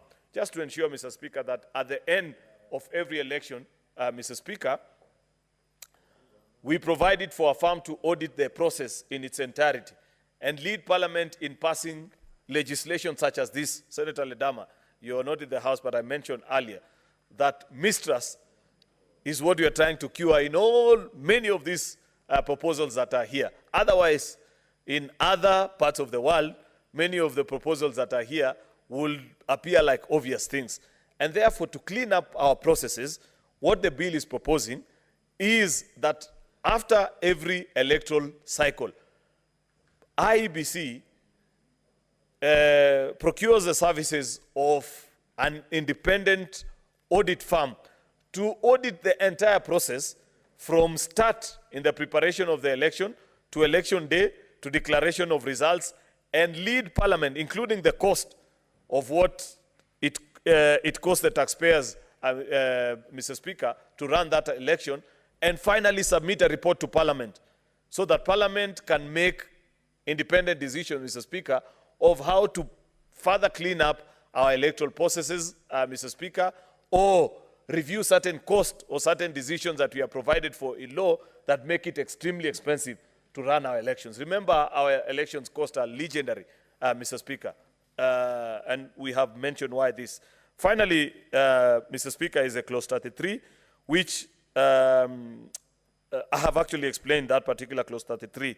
Therefore, as I conclude, Mr. Speaker, I wish to state that this is a very important bill, and therefore I want to urge honorable senators to support it. This is about what brings you to this House and the people that you represent.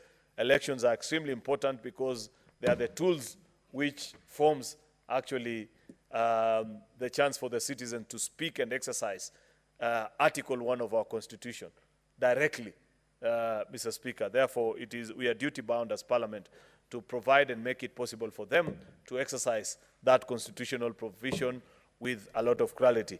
Senator, with those very many remarks, Mr. Speaker, Senator Okongo Omogeni was part of the NADCO team at Bomas of Kenya.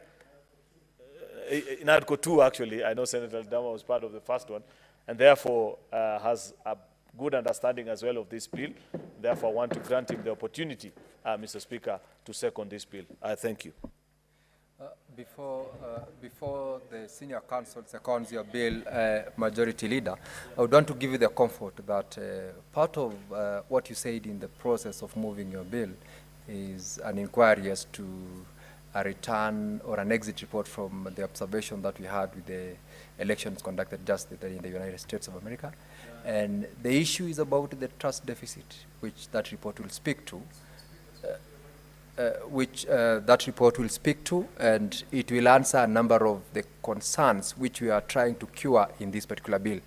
I would like to give you the comfort that the team indeed represented the House in doing what it was sent to do.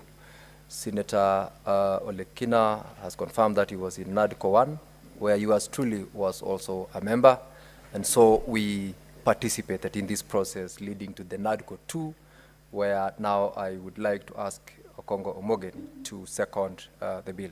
Senior Counsel, Senator Okongo Omogeni. Yes, thank you, Mr. Speaker, for giving me an opportunity to second this bill that has been moved by Senator for Kericho.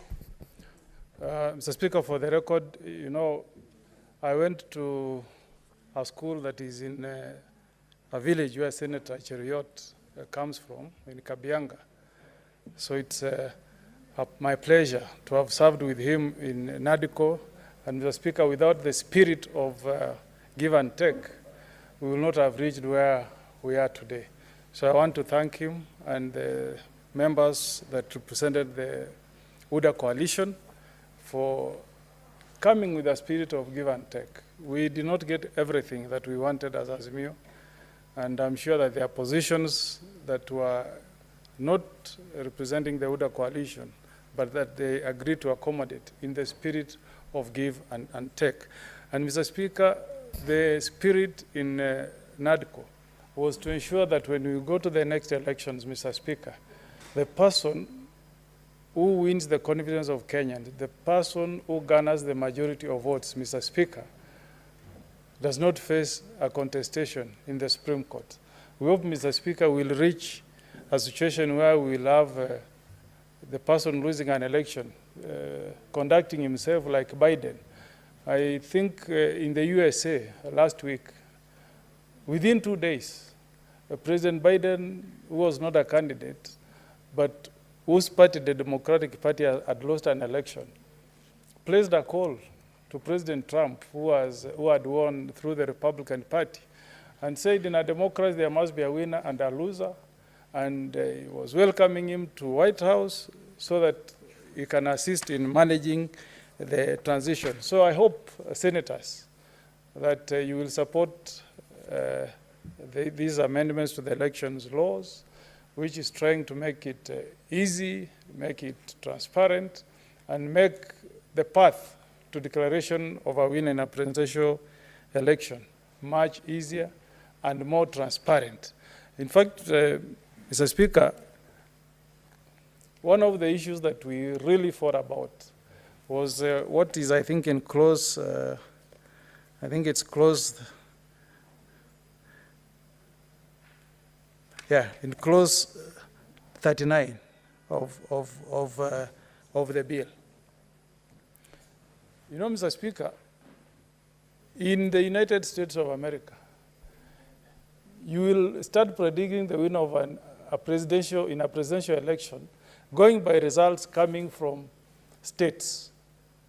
And Mr. Speaker, what this bill is proposing is that we now allow polling stations to have returning officers, so that if we are in Ikolomani, Mr. Speaker, by the time we are done with the counting and tallying of votes in that polling station, the returning officer will give final results and declare the winner from that polling station.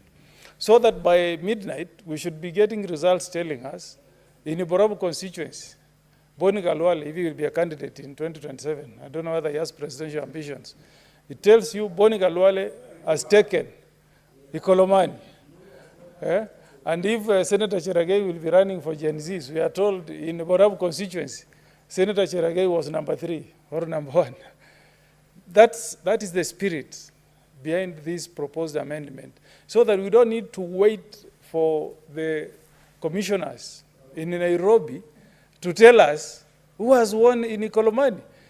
I mean, if even in Iborabu, Mr. Speaker, we have tallied votes from all the polling stations, by the close of the day, we should see a 411 telling us that candidate A has taken Iborabu.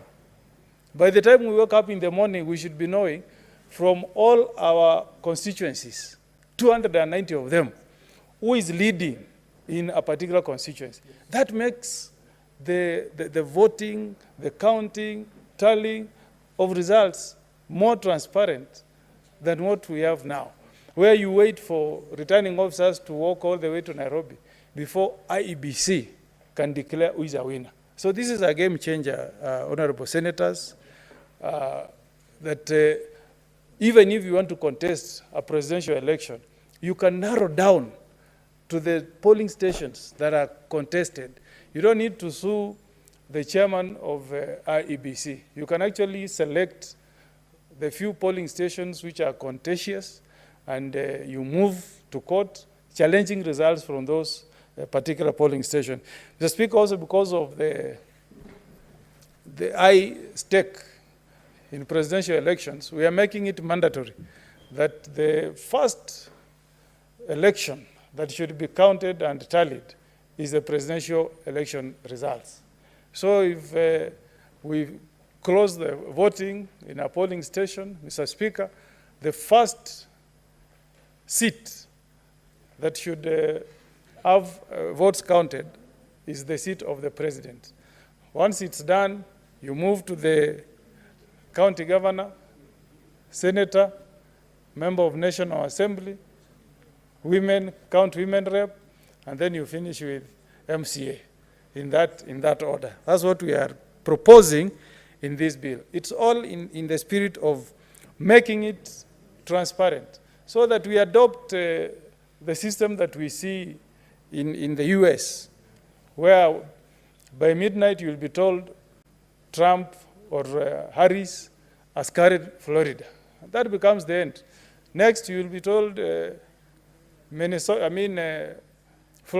Texas has gone to candidate X.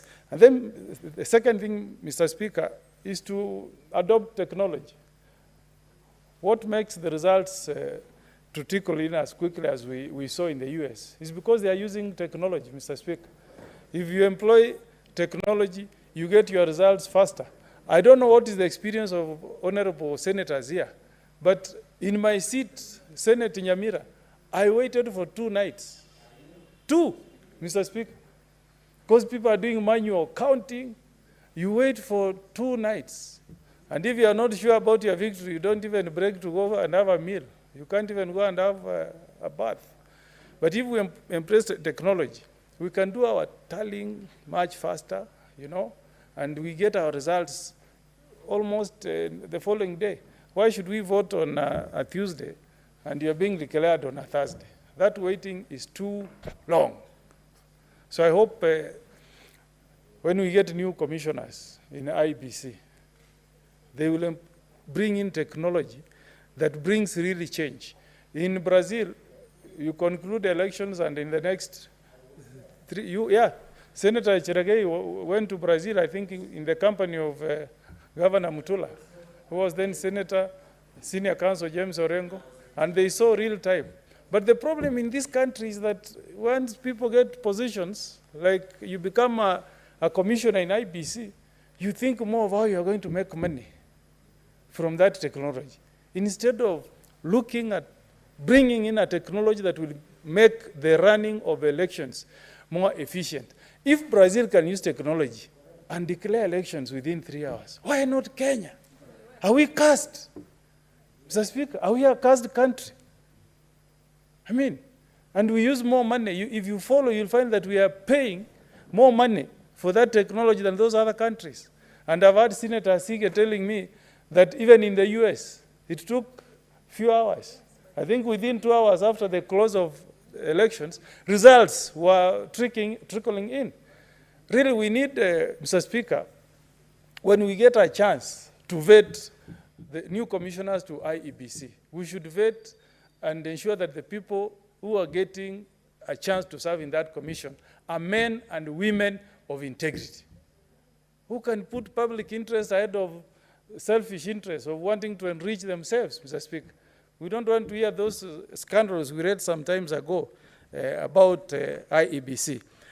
Mr. Speaker, I want to fully support the proposed amendment that makes nomination of members of county assemblies, as proposed in clause 19, to be people who are registered in those wards. The Speaker, the only thing we did not agree, and I hope we can find agreement, is that this should also be extended to our constituencies and our counties. If you are being nominated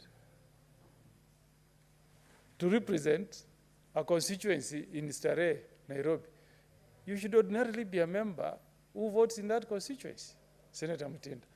If you are being nominated from West Mogirango in Nyamira, you should be somebody registered in that constituency. I've had agitation. Yesterday I was confronted by Senator Asige here, pitching that nominated senators should have money for county operation offices. If you need that money, Mr. Speaker, we should ensure that you come from that county. Because if you get money to run your office, it should be Senator Mutinda, Nairobi, running our office in Nairobi. Senator Asige from Mombasa, running our office in Mombasa. Senator Beatrice Oyomo from county of Homa Bay, having an office in Homa Bay, running our county office in Homa Bay. Ordinarily, you should be somebody who votes in that county or in that constituency or in that ward. So I'll be maybe asking senators, honorable senators, to reconsider whether clause 13 should be extended so that we don't just say MCA voting in that ward. Let us extend that spirit, that intent to be applicable also in constituencies and in our counties. I think it's a fair thing to do. The other point I want to make to contribute on, Mr. Speaker, is the issue of appointing polling stations, as proposed in clause 20, which is amending section 38A. Mr. Speaker, I was privileged in 2017 to be one of the lawyers who was appearing for Honorable Raila Amolo Odinga in a presidential election petition. And you know, Mr. Speaker, some of the issues that crop up in that election petition is a situation where returning officers would tell us that I decided to set up a polling station in a certain place because nomads had moved. There were no people in the designated polling station. I mean, we can't do that. Polling station should be known by voters. So what this amendment to section 38 is proposing is that IBC must appoint a place that is publicized and that is known to the voters. So if we're in Nairobi and you say polling station is Stare, and for example, that should be what the voters in that constituency know, and that's where they should go and vote. If you are in West Mogrango and you say one of the polling stations is Girigiri Primary School, that should be gazetted, publicized, and known to the voters. We should not have a situation where capriciously Electoral Commission officials can set up polling stations that are not known to anybody. 3, Mr. Speaker, as you know, you practice as a lawyer, and we have had serious problems with time. If you are doing a presidential election petition, Senator Cherage, you know the time within which you must sit, sift through cartons of documents, prepare your petition, and file. And then when you appear before the Supreme Court, they will tell you, you cannot do scrutiny in a polling station that you did not name in your presidential election petition. Lawyers are also human beings, Mr. Speaker. We are not machines. So we are giving leeway to the election petition courts to look at issue of allowing scrutiny in polling stations beyond the time that is given, so that you don't need to restrict a council and say, if you didn't name your polling stations where you need scrutiny within 7 days, we will not allow you. We want to give our judges an opportunity to hear lawyers, exercise judicial discretion, and if they think a basis has been laid, then they can extend time and allow scrutiny. The spirit of Article 159 of our Constitution is to do substantive justice and not pay undue regard to technicalities of procedure. I know those who practice law in this House, like you, Mr. Speaker, you understand how important this particular amendment will be to lawyers. Then they proposed amendments to Section 82, access to information, including technology used in an election. You know, we are trying to cure the problems that we all saw during the election petition that was filed ensuing from the 2022 general election. In 2017, Mr. Speaker, if you remember, the Supreme Court issued an order for that technology to be released. We were told the lawyers in France had not woken up. When the lawyers in France woke up, we were told the technology is also hosted in USA. The lawyers in USA were asleep. We waited till 8 p.m., which is in the US was about midday.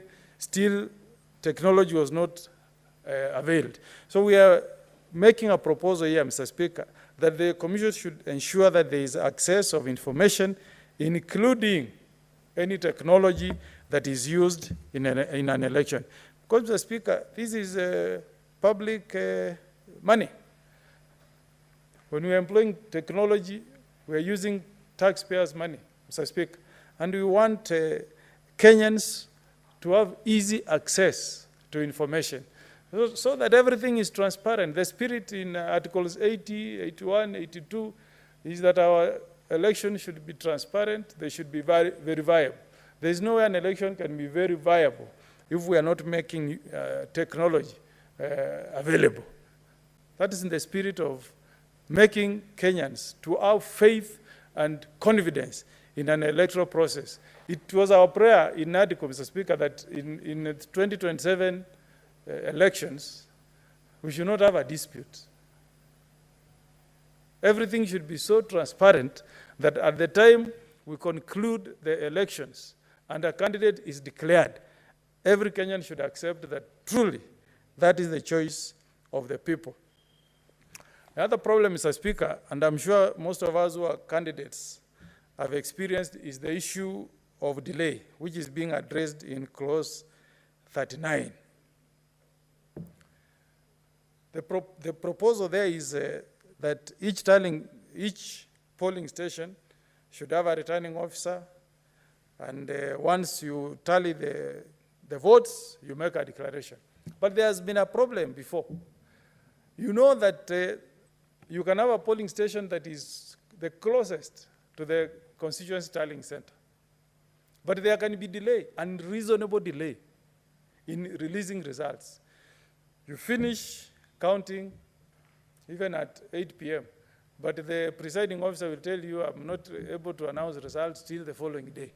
What we are proposing here, Mr. Speaker, if you read clause 4, we are saying that the results should be tallied within 2 hours. Within 2 hours, results should be released, everything fed into the electronic system, and everybody has access to the results. And if you delay, there should be consequences. If you unreasonably delay announcement of results, there should be consequences. In 2013, I did an election petition for a candidate in an election in Nyaribari Church. And Mr. Speaker, while we were looking through the transmission of results to the tallying center at Gusii, we discovered that the polling station that was closest to the tallying center was the last one to declare and transmit results, Mr. Speaker. And when we requested the court and the court ordered scrutiny, Mr. Speaker, we found that there was a lot of tampering of results from that polling station.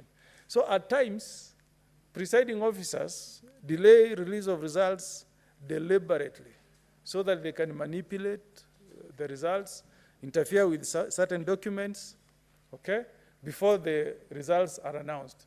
So this idea of giving the presiding officers and the returning officers time is to ensure that there is no opportunity given to the presiding officer or to the returning officers to manipulate the outcome.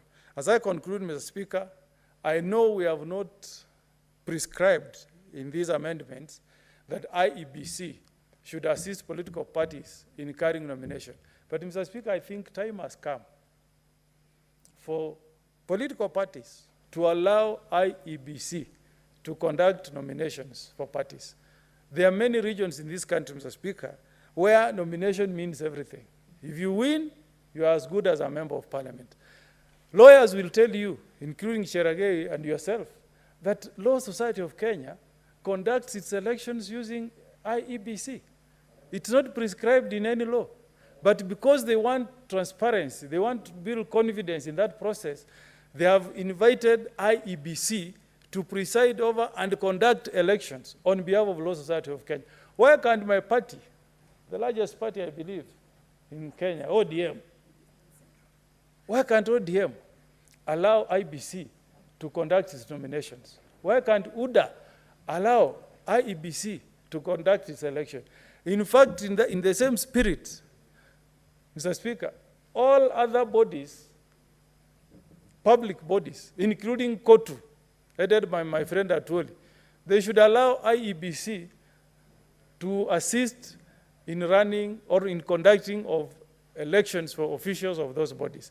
If Atwoli is a popular person, why should it be that you go to Tom Mboya and people come and shout and then you become the Secretary General? Allow IBC to set up mechanisms in all counties, Mr. Speaker. And our Mzee Atwoli, who is very popular within the labor movement, will be elected in elections that enjoy the confidence of the workers of Kenya and any other person.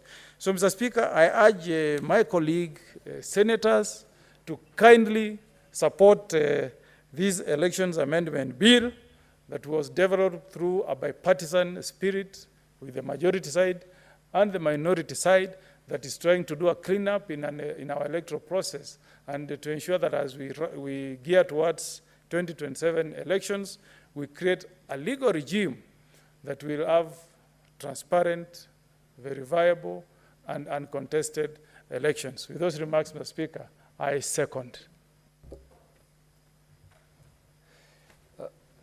Now, Senator Senior Counsel Okongo Mogeni, in your reference to the political parties, you made reference to one party you called UDA. The name they prefer is the UDA, United Democratic, not UDA, but UDA. Now, Honorable Senators, I propose the question that the Elections Amendment number 2, Bill, Senate Bills number 29 of 2024, be now read a second time. I will invite members who are keen to contribute to this particular bill to make their contributions, and I'll ask the Honorable Senator from Nandi, Samson Cherargei, to proceed to make his contributions to the bill. Thank you, Mr. Speaker, sir. I have listened keenly to the members of NADCO move ably the bill, although, Mr. Speaker, if you remember, you denied me the right to appear before the NADCO committee, but I'm happy that I have now opportunity to have my views being heard in a neutral environment, because, Mr. Speaker, I remember maybe that opportunity was politically corrected, guided, unlike what we are doing here, Mr. Speaker. So, and I'm happy the Parliamentary Service Commissioner has moved ably, the majority leader, and of course at one point you sat also as a member of NADCO committee, Mr. Speaker, and therefore I'm happy the Parliamentary Service Commissioner, who is a senior counsel, is here today in the evening, Mr. Speaker. I don't know whether he's aware that catering services are supposed to be outsourced, where food of members of parliament will be brought. We don't know the security, and I'm told the person who is pushing outsource of catering services is one of the members in Parliamentary Service Commission. And we are watching keenly. We shall oppose such a move because we are the employees. Now that you have mentioned Francis Atwoli as a popular unionist, we might need the services of Francis Atwoli in this parliament. You cannot outsource our food or catering services to individuals who want to use us as a guinea pigs in giving things, Mr. Speaker. So, Mr. Speaker, that was just on a lighter note for the, you know, it's rare to have commission of PSC in the House, but now that we have, you should know. Mr. Speaker, number 2, the cost of elections in this country, Mr. Senator Speaker. Cherargei, there is an intervention from Senior Counsel. He wants to inform you. Are you ready to be informed? I can be informed. Very well, Senator Omogeni, proceed. Yes, just to inform Senator Cherargei, my good friend, that I'm not aware of the alleged outsourcing of catering services by a Parliamentary Service Commission, and to also make it clear to the people of Nyamira who may be watching that I'm certainly not one of those commissioners who are pushing for the outsourcing of catering services. So are you, Senator Omogeni, are you saying that there is a push at the same time you're not one of them? I'm hearing it from Senator Cherargei. He seems to be highly connected to PIC commissioners. I saw him enjoying a cup of tea prepared by our staff, and I thought the food we serve is delicious and very tasty for our members. So I'm absolutely not aware. I just want that to be on record. And if there was such a push, certainly Senator of Nyamira, Commissioner representing Senate, is not one of the members pushing the outsourcing of catering services, Mr. Speaker, for members of Parliament. I just wanted that to be on record. That information was meant to be to you, but will also affect the entire membership of this House in the Dutcher. Okay? Proceed. Thank you, Mr. Speaker. What I want to confirm is it is the highest level, Mr. Speaker. Maybe the Commissioner, Senator Okongo Mugeni, Senior Counsel, Mr. Speaker, should be informed, and I hope they will not allow that to happen, because we will resist any such move. Mr. Speaker, secondly, Mr. Speaker, I'm informed that the American Ambassador, Megan Whitman, has resigned.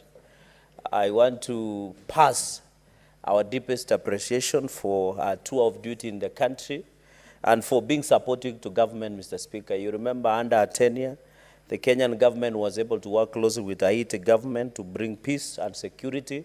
So, Speaker, and also he organized, Mr. Speaker, Ambassador Megan Whitman, the U.S. State Senator visit. Cherargei, yes. I want you to confine your contributions to what yesterday you were reminded by the Honorable Senator Boni about the relevance of your comments to the motion at hand. But you know, Mr. Speaker, U.S. is one of the biggest donors to elections in this country. She was very instrumental. She was among the people who are in bombers with you. I'm surprised. You should be appreciated. As you do that, let it be I'm tying up because, Mr. Speaker, this particular bill. Yes, I'm tying up with what is happening, the NADCO, the genesis of NADCO. You know, the embassies and the government, U.S. is one of the heaviest funders, not only to peace and security, but to elections in this country. And she was very supportive, and we wish her well in her tour of duty. Secondly, Mr. Speaker, you have to appreciate the cost of election is very expensive.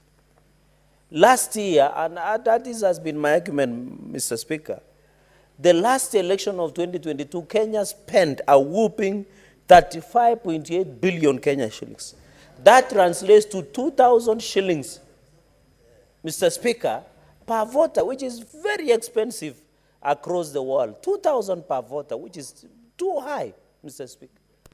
Therefore, Mr. Speaker, we must agree that the election business in Kenya should not be life and death. You were in the U.S., you saw people voting by mail.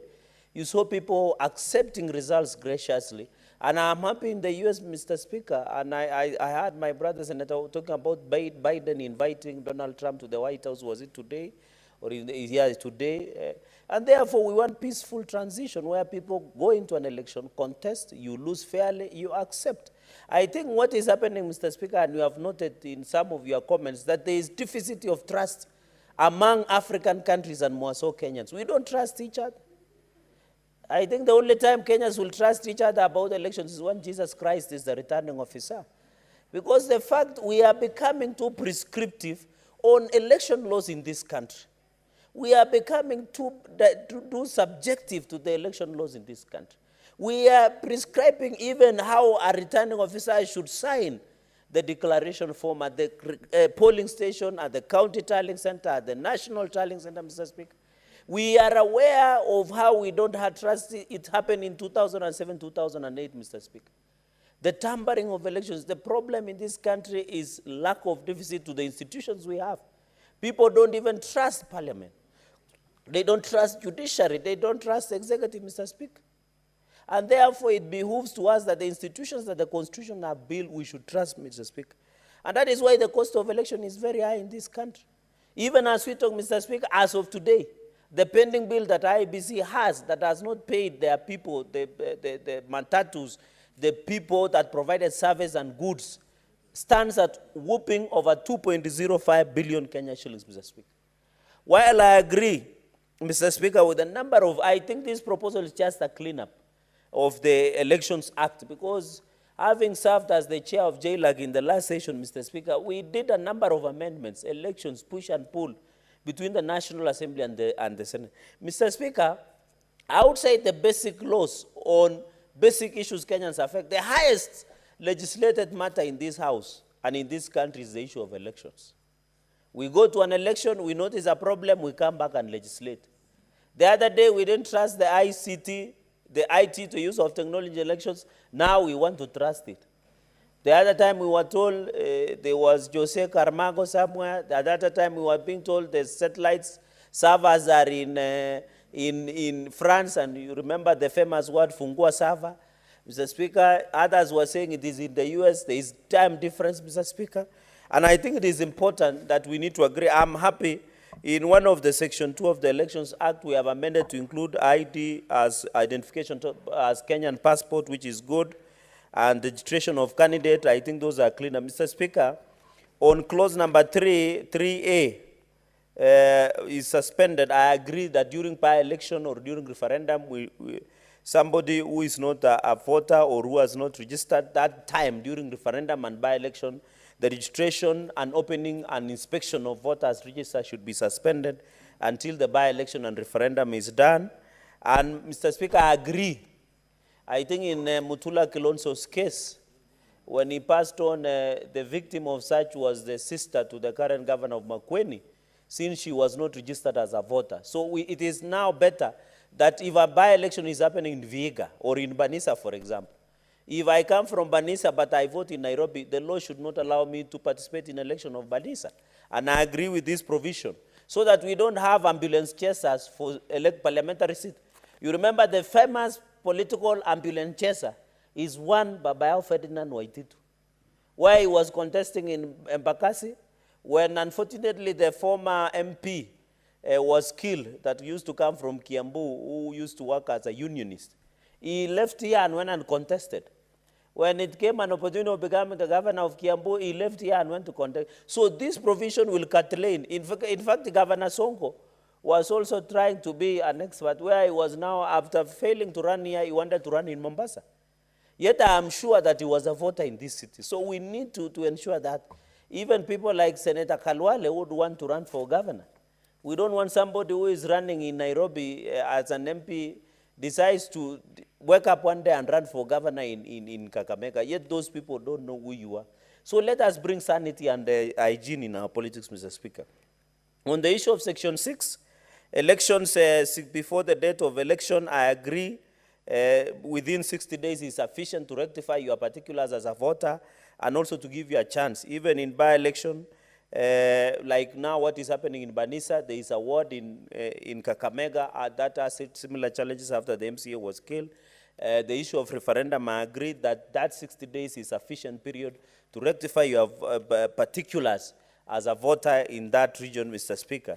Mr. Speaker, the fourth point that I wanted to make is in Section 27. Mr. Speaker, within a coalition political party, for example, Azimio, I remember, Mr. Speaker, before we went to elections of 2022, some of us who served in the 10th session, we were being pushed. I remember Otsotsi was in the National Assembly, the Lower House. Mr. Speaker, we were being pushed to amend to create what we call coalition political party. Mr. Speaker, and the proponents then were in power, and they came up with something called Azimio coalition. And I'm happy when it came to the new session, the definition of coalition party became a challenge. And we are now where we are in the beginning, because now with the broad base, those things are no longer relevant. Mr. Speaker, and I think when a coalition agreement should be submitted, a copy, to register political parties. Mr. Speaker, are you aware, in the last session, it is only Kenya Kwanza coalition agreement that was given to register political parties that was made public. No one made public the Azimio coalition agreement up to today, unless there is contrary information outside there. So we want everybody to be equal before the law, Mr. Speaker. No, you know, Mr. Speaker, Senator Otsosi was in the lower house. He could not have been aware of what was happening. Mr. Speaker, now he's in the upper house. He can know what is happening. I'm just informing. Senator Sotsi, you know how to catch the eye of the Yes, Speaker. the Senator Speaker. Cheregai, proceed. As a deputy party leader of ODM and a senior member of broad-based government, he should hold these horses, Mr. Speaker. So, Mr. Speaker, what we are advising is to clean up, Mr. Speaker, and ensure, Mr. Speaker, that it is delivered. Mr. Speaker, Senator Otsosi would have allowed me to quickly finish so that when he's contributing and can make his comments. Mr. Speaker, in Section 34, I agree. Mr. Speaker, can you believe you get an MCA in Wajir? but he was nominated from Nairobi. He doesn't know even where Wajir County is or County Assembly. You get in Kericho, in Vihiga, these political slakings and slakings must be stopped, Mr. Speaker. I agree. We cannot let us nominate women, people living with disability, that come from that ward, from Kisumu, Mr. Speaker. From Awendo, Papa Udit, let that be registered there, Mr. Speaker. We don't want people who smile before the political party leaders and they are being vetted in hotel rooms to have opportunity, Mr. Speaker. Mr. Speaker, we are aware of political party leaders who vet people in the hotel rooms and going Senator to Santorini, Mr. Speaker, to get opportunity to be nominated, Mr. Speaker. Senator Osotsi, what's your point of order? Mr. Speaker, is it right for my friend Senator Cherargei to claim that it is bad for people to smile before party leaders? Does it imply that people are supposed to cry before the party leaders? Senator Cherargei, that particular point of order insinuating on the part of the leaders of political parties is not the proper language to utilize in the House. Mr. Speaker, let me rephrase, Mr. Speaker, that some people, some individuals, it is good to smile to political party leaders, it is good to get angry at them, but I'm saying some political party leaders, and you know the guilty are always afraid, Mr. Speaker, the Bible says what? Some political party leaders are known to vet the nominees, Mr. Speaker, in hotel rooms and in Santorini, Mr. Speaker. We are aware, Mr. Speaker. What's your point of order, I'm saying some, Mr. Speaker. I'm using the word some. Take your seat. There's a point of order from Senator Just before that statement, is it right for the senior ranking member, the Senator of Nandi, to insinuate that it is only women and people living with disability that can be nominated? As it is today, the current CS of Finance has been a nominee from the National Assembly, and that was a man. So it is not only women that are nominated. Even in this House, we have Senator Chimera, we have Senator Mbogo, and they are not women. And, Honorable Speaker, some of us, like me, is nominated. You cannot say I got my nomination through a smile. I'm beyond a smile, Honorable Speaker. Senator Cherargei, the chair directs that you confine your contributions, check your language, and withdraw the statement that make reference Mr. to Speaker, members Mr. having Speaker, been vetted in hotel rooms. That is not Mr. parliamentary. Speaker, I've said some. And confine your contributions to proper language. Senator Cherargei, that is the directions from the chair.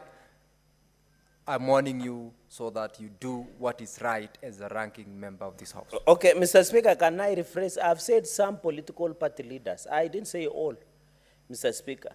And number two, I've said Mr. Speaker, I have been in politics long enough to know some of these things, Mr. Speaker. I might be young, but I know so many things that many people don't know. And Mr. Speaker, I want to rectify, anybody can be nominated by political parties to serve as senators, members of parliament, and I agree with the information by my Senator Ogola. If you know you are nominated by merit, why worry? Mr. Speaker, I'm saying, I'm calling out political party leaders who are political briefcase parties, that when they get chance to nominate, they go for other conditions, which my learned senior and law lecturer smiles and knows, because I have shared with him, Mr. Speaker. Finally, Mr. Speaker, because my time is spent. Honorable members, order. Allow Senator Cherargei to conclude. Let me conclude. Mr. I have abandoned long time ago my sister. The commission shall appoint a place on the issue of presentation declaration of results, Mr. Speaker. I agree the chairman of IEBC should have opportunity to declare the president-elect, Mr. Speaker. Order, because, Senator Mr. Speaker, we don't want to go, Mr. Speaker, where the Cherera 4 tried to do. I agree that the person who should declare the president-elect and deputy president-elect should be the chairman of IEBC. We don't want to go to Cherera 4 debacle, which almost brought this country to instability, Mr. Speaker. So I agree with your wisdom that you did bring that at least, Mr. Speaker, the IEBC chairperson should declare the president-elect and deputy president-elect. On the issue of electronically transmitting results, we are in the era of technology. 2 hours is enough. Let us know, Mr. Speaker, if we are not careful with the current Gen Z with technology, we can always know who is winning or who is not winning. So I agree on the issue of electronic publishing of results.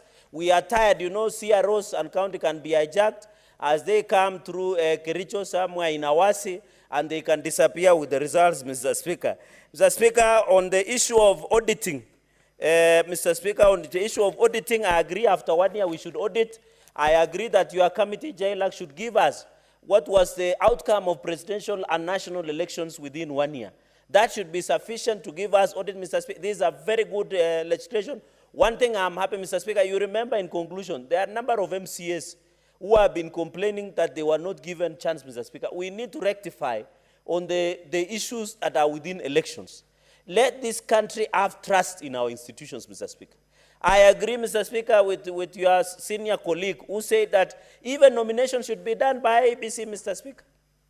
Some of the people, some of good leaders have been lost. Can I get 30 seconds, Mr. Speaker?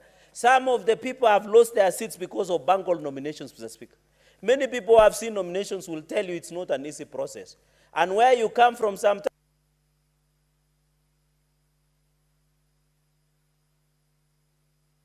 Mr. Speaker, I will make my position known during voting. I thank you.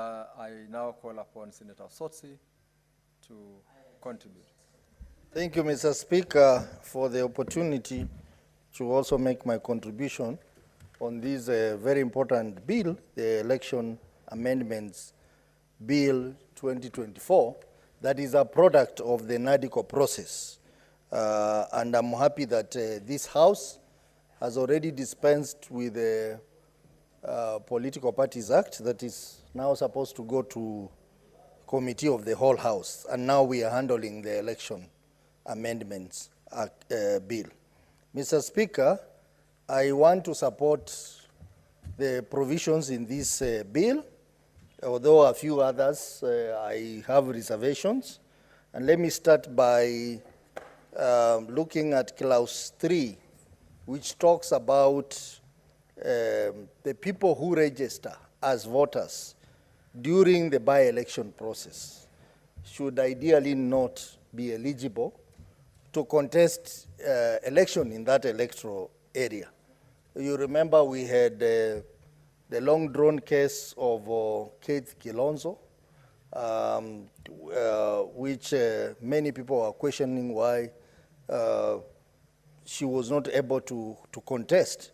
But I think it's important that during that period, people who are keen to be candidates should be stopped. Because why at the last minute, Mr. Speaker? So I think that's a very progressive amendment, and I support it. Mr. Speaker, I also want to support Honorable Cheregei's statement that election in this country is very expensive. We conduct a very, very expensive election process. And I think the issue of cost of conducting an election in this country must be looked at, so that we don't make election very expensive and therefore make other very important national programs derail because of election. Mr. Speaker, let me also comment on what is happening now, Mr. Speaker, where we don't have IBC. It is a pity that this country does not have an IBC, Mr. Speaker. This is a very risky IBC commission. What we have is an IBC secretariat. We don't have an IBC commission. It is important that the courts also have to take judicial notice of what is happening in the country. Because without an IBC, Mr. Speaker, we run the risk, major risk, constitutional risk in this country. I am surprised that even a mere decision of coming up with a selection committee, people will serve maybe for 3 months. It has dragged in court, And even after the court made a decision on that, some other people rushed to court. Why is the courts entertaining all this? They need to take judicial notice of what is happening to the country. They need to take judicial notice of the fact that unavailability of IBC is a serious problem, a serious risk that can lead to a constitutional crisis. So I think it's important for us to have an IBC so that the by-election, the people of Banisa, the people of several electoral areas who do not have representative, they can have representative in those areas, Mr. Speaker. Some are even not able to get services because they don't have either an MCA or a member of parliament. Going back to the bill, Mr. Speaker, on clause number 18, which is seeking to amend section 33 of the Act, the issue of gazettement of names of political party candidates and independent candidates to contest in an election. I think this is important so that these candidates are properly gazetted, and even the independent candidates are properly gazetted before an election. Also, Mr. Speaker, the amendment to clause section 34, which are contained in clause 19, which talks about the people nominated must be natives of those counties. I think this is important because we have seen scenarios where people come from other counties and are nominated in another county. That effectively discriminates against the locals of that area. For example, if you bring, I know some time back we had in my county, someone from Kisii County who was nominated in Vihiga County. I know in Bonhalwale's county, Kakamega, we had someone from Northeastern and Siaya who were nominated in Kakamega. Mr. Speaker, this amendment will heal that. And also the requirement that in nominating candidates, we must take into account the wards, the balance of wards in that county, so that we don't have all nominated slots going to a few wards and you find the other wards being left out, Mr. Speaker. So that is a very progressive amendment and I support it. Mr. Speaker, on clause 20 of this bill, which is seeking to amend section 38 of the Act, that provides that the polling station shall be gazetted at least 3 months before the date of an election. Mr. Speaker, this is very important so that we don't have a scenario where we have late gazettement of polling station that creates confusion, and also we do not have scenarios where during court processes we were told that some ungazetted polling stations were involved in the election. So this is very clear, Mr. Speaker, that at least 3 months before the general election, we must gazette all the polling station in a particular electoral area. If you look at clause 22, which is seeking to amend section 39 of the Act to state categorically that the Commission shall determine, declare, publish the results of an election immediately after the close of the polling station, and the results declared at the polling station shall be final. Mr. Speaker, this is a very progressive amendment, and it is important that we also have transparency in those polling stations so that we have an election observers, we have political party agents, and all the people who are supposed to verify. And Mr. Speaker, going back to the issue of agents, you know, Kenya is among the few countries which are very innovative in very strange ways.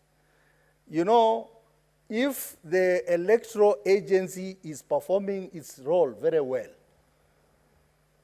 and doing its work very well and transparently, in an accountable manner, then there should not be any burden on candidates to have agents in polling stations.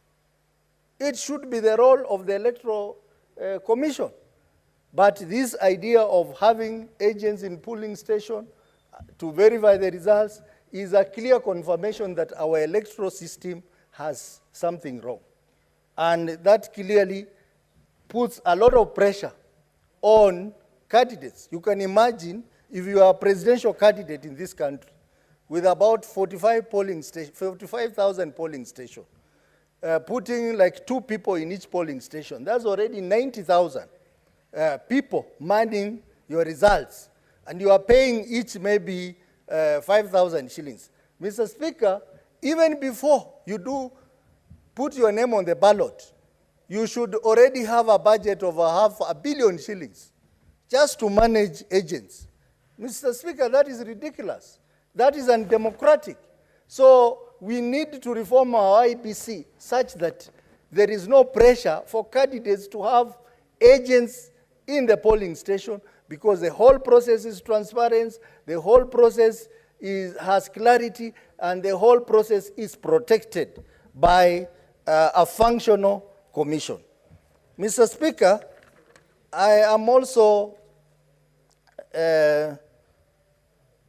concerned about the amendment in section 39, subsection 6, the one that Senator Cheregei was referring to. The chairperson of the commission shall declare the results of the election of the president in accordance with Article 138(10) of the Constitution. Mr. Speaker, this is where we have a problem. And this is one amendment, one area that I will be seeking amendments. The problem with the Cherera 4 was that they were complaining that they were not involved in final verification and review of the results before they were declared. Mr. Speaker, I think this provision must be enhanced further to say that the commissioners will be involved fully before the chairperson of the commission declares the results, so that we don't have a scenario where some commissioners walk out and say that they were not involved in final tallying verification of the results. Mr. Speaker, clause 23, which seeks to amend section 44 of the Principal Act that talks about matters of procurement of technology, in this case IT technology. The issue of intellectual property rights to the technology will be vested in the commission. Mr. Speaker, this is very important. This is very important because, you know, during the election, the IBC cited in court that they could not allow access to its technology because the technology is intellectual property of the provider of the technology. And therefore, this can be an avenue to deny access to very important information by Kenyans who would wish to access that information. So this particular amendment is very progressive. Further to it, the supplier of the, or the associate of this supplier must not be people who are facing issues in their own jurisdiction, like they are guilty of violating the procurement laws, or they have committed a crime, or they have been involved in election malpractices in other countries. This section 44 that has been amended provides for that as well, Mr. Speaker. Mr. Speaker, clause 25, which seeks to delete section 45 of the Principal Act. This Principal Act section, Mr. Speaker, talks about the conditions for recall by the public of members of parliament. Mr. Speaker, the current act makes it so difficult to recall a member of parliament. And this was put there deliberately by members of parliament trying to safeguard and beat around corners on the issue of recall. This section has now been removed, Mr. Speaker. So it is going to be very easy to recall a member of parliament, Mr. Speaker, including myself, if I'm not performing. Mr. Speaker, it goes on under section 46, which has also been repealed to deal with all the conditions of recall under section 45 and 46. Mr. Speaker, section 28, no, clause 28, seeks to repeal section 74 of the Act to provide that disputes due to the nation will be the mandate of political parties tribunal and not IBC. During the election, Mr. Speaker, you have seen that on one hand, the tribunal is dealing with matters of dispute in political parties. On the other hand, IBC is doing the same. That is not the work of IBC. This amendment will ensure that only political parties tribunal will handle disputes between a candidate and his party or between political parties and not IBC. IBC role is misplaced, and that amendment heals that.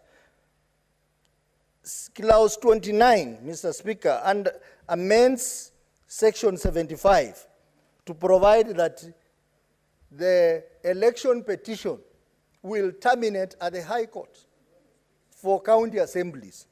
We should not have a scenario where the election petition for a county assembly member is taken all the way to Supreme Court. This law now provides that the case will terminate at the High Court. And the same applies, Mr. Speaker, to the section 85A, which is amended under clause 32, to provide that the petition for members of parliament, senators, and governors will terminate at the Court of Appeal, so that the Supreme Court performs the role that the drafters of the Constitution envisaged to do, specific things, and not dealing with the election matters. Mr. Speaker, if you look at clause 31, also, which amends section 82 of the Principal Act, it also provides that access to information. That access to information upon a request to IBC shall be granted within 3 days for presidential election and 7 days for other position. I think for presidential election, because of the limited time, because it has to be done within a limited time. 3 days is a long period of time. I think this should be reduced to 1 day, Mr. Speaker, considering the time constraint in presidential election. Mr. Speaker, clause 32 seeks to amend section 85A of the Principal Act on the issue of decision of the court on petition for members of parliament. I had said that. And Mr. Speaker, clause 33 amends section 87 to provide for the setting up of an independent firm approved by parliament to do evaluation of election, and a host of things will be done here, including reviewing the legal framework, reviewing the register of voters, reviewing the role of the media, reviewing the voter counting procedures. A host of things will be done, and that has to be done within 1 year after the election. Mr. Speaker, that is very progressive amendment, which will basically cure a lot of challenges we are going through, Mr. Speaker. Mr. Speaker, election is so important, and I hope that this bill will help us deal with the electoral challenges we have been having in this country, Mr. Speaker. Mr. Speaker, I go back to the issue of IBC. IBC, and I want to address the courts. Please, you have every right to receive cases, to process cases, but also listen to what is happening outside the courts. the judicial notice of what is happening outside courts. This country will be in a crisis if there will be need to have an IBC, and there is no IBC. We will have a major constitutional crisis. So I want to call upon the courts to help us to expedite the setting up of a selection committee so that we can appoint the new commissioners who can now conduct by-elections, who can also prepare. We are now just about 2 years and a few months to the next general election, and we don't have an IBC in place. And you remember Kriegler's report said that all preparations to the election must be completed at least 2 years before election. We don't even have an IBC. So we have not even started, Mr. Speaker. So this is a very serious problem, and also the matter of cost of election, which must also be looked at, and also matter of transparency in our election, Mr. Speaker. Mr. Speaker, I want to say that I will support this bill, except for the matter of declaration of the results by IBC chairperson. I believe that if we want to heal the problem of Cherera 4, we must insist that the declaration of results by IBC chairperson must be after concurrency with the other commissioners, Mr. Speaker. Thank you. Senator Boni Khalwale. Thank you, Mr. Speaker. Mr. Speaker, I want to strongly support this bill, but with little tweaks here and there. Mr. Speaker, I'm surprised that Senator Cherera and Senator Osoti, members of this House, who I believe are seasoned and they give serious thought to legislation, are complaining that our elections are too expensive. If you think democracy is expensive, please go and try dictatorship. Please go and try military rule. You will know the difference. And Mr. Speaker, I say this with maximum respect because I know for Cherera in 2007, when the country went bust because of flaws in electoral process, probably he was in kindergarten, so he has no idea how even, Mr. Speaker, sir, your own father, who was a senior member of this House, how they fought so hard to keep the country together. Mr. Speaker, I therefore want to say that our process that looks expensive, it is because we are ahead of many other countries in the world. They'll play catch up and they will start doing what we are doing today. I therefore want to thank the members of NATCO for this particular process that informed this bill. Mr. Speaker, I believe strongly that election laws should be reviewed regularly as a practice at the end of every electoral cycle. What is important in this belief of mine is that obviously there are lessons that we learn from every election that invite an opportunity for us to make the process better. We should therefore not ever get tired of reviewing our election laws over and over again. Mr. Speaker, it is agreed that an election starts and must end at a polling station. This was not only the intention of the Constitution, but it was also confirmed by the decision of the High Court, which has guided many, many petitions in this country that we have seen, especially the presidential elections. I therefore want to add my voice to this law that is now making it clearer that election will start and end at a polling station. Colleagues, let me tell you about the figure 500.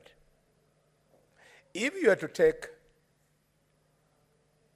account of 1 up to 500, and you are counting pieces of paper, 1, 2, 3, up to 500, it cannot take an hour. It is within that 1 hour, you can sort out the votes. Abdul, senator, got this, his opponent got this, and then be able to count 1 to 500 and actually be able to get a result in a polling station of what the senator of Wajir got vis-a-vis his opponent. We should defeat the corruption that accompanies the voting process that leads to the delay in a place like Kisumu. The distinguished professor had to wait for 3 days before he could know his fate.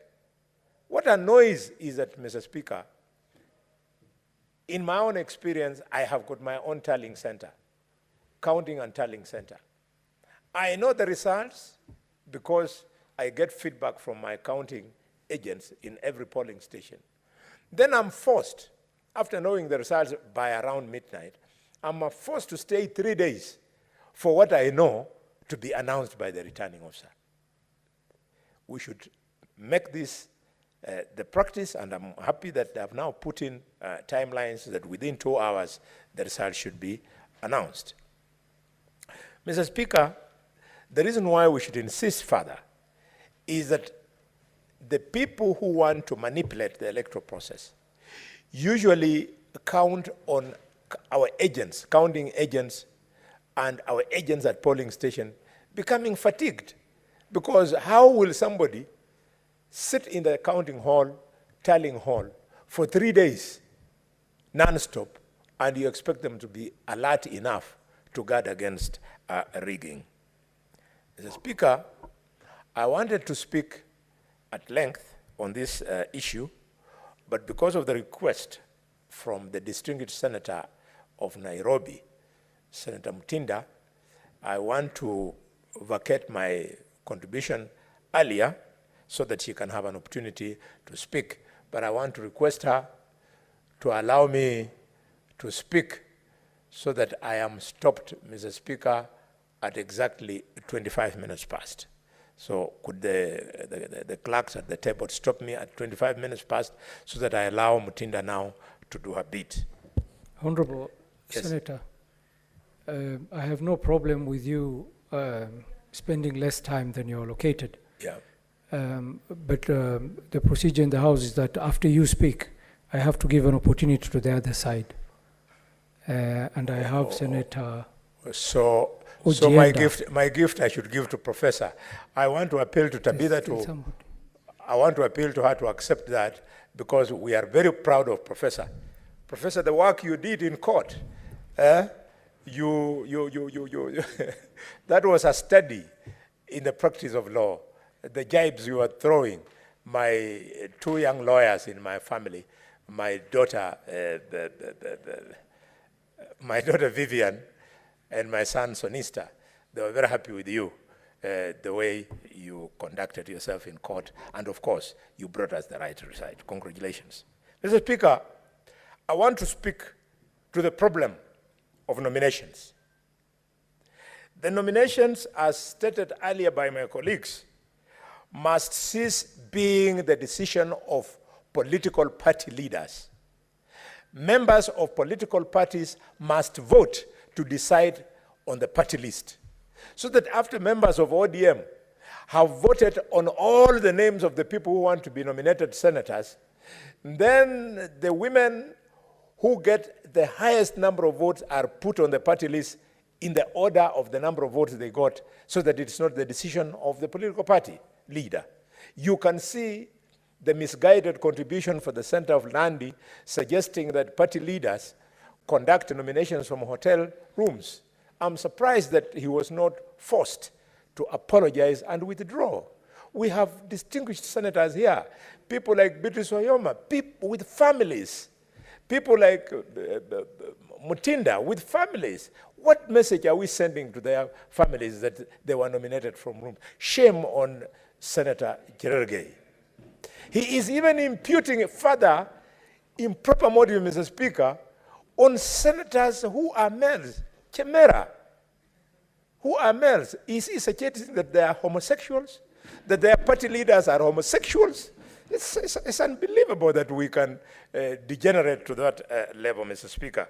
Mr. Speaker, I've said it before and I want to repeat that people living with disabilities, they should themselves vote amongst themselves to decide who amongst them should represent them and not the decision of political party leaders.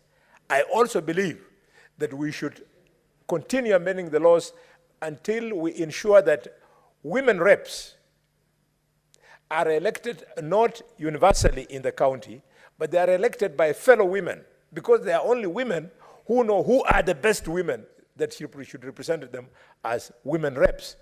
If they don't want them to be women reps, then we should amend the constitution not to call them women rep.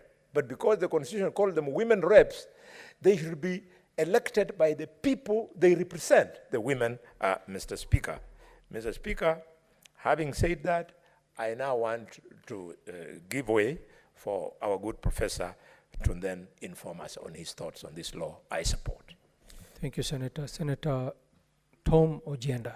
Thank you, Mr. Speaker. Mr. Speaker, I will take a limited time in contributing to the amendments bill, Elections Bill number 2 of 2024 that seeks to amend various provisions of the Elections Act. Mr. Speaker, I want to agree with the Senator Halwale on the timeless nature of this amendment and on the need to continually amend the Elections Act. Mr. Speaker, 2 points. Number one, Mr. Speaker, tallying at polling stations has been the subject of various election petitions, and the time question that Mr. Senator Halwale has dealt with, signing or filling Form 34As, Bs, and Cs, 35 and 37 for governors, 38 for senators, 39 for women reps, all those, Mr. Speaker, speak to timeframes that are necessary. Elections must and should be concluded at polling stations.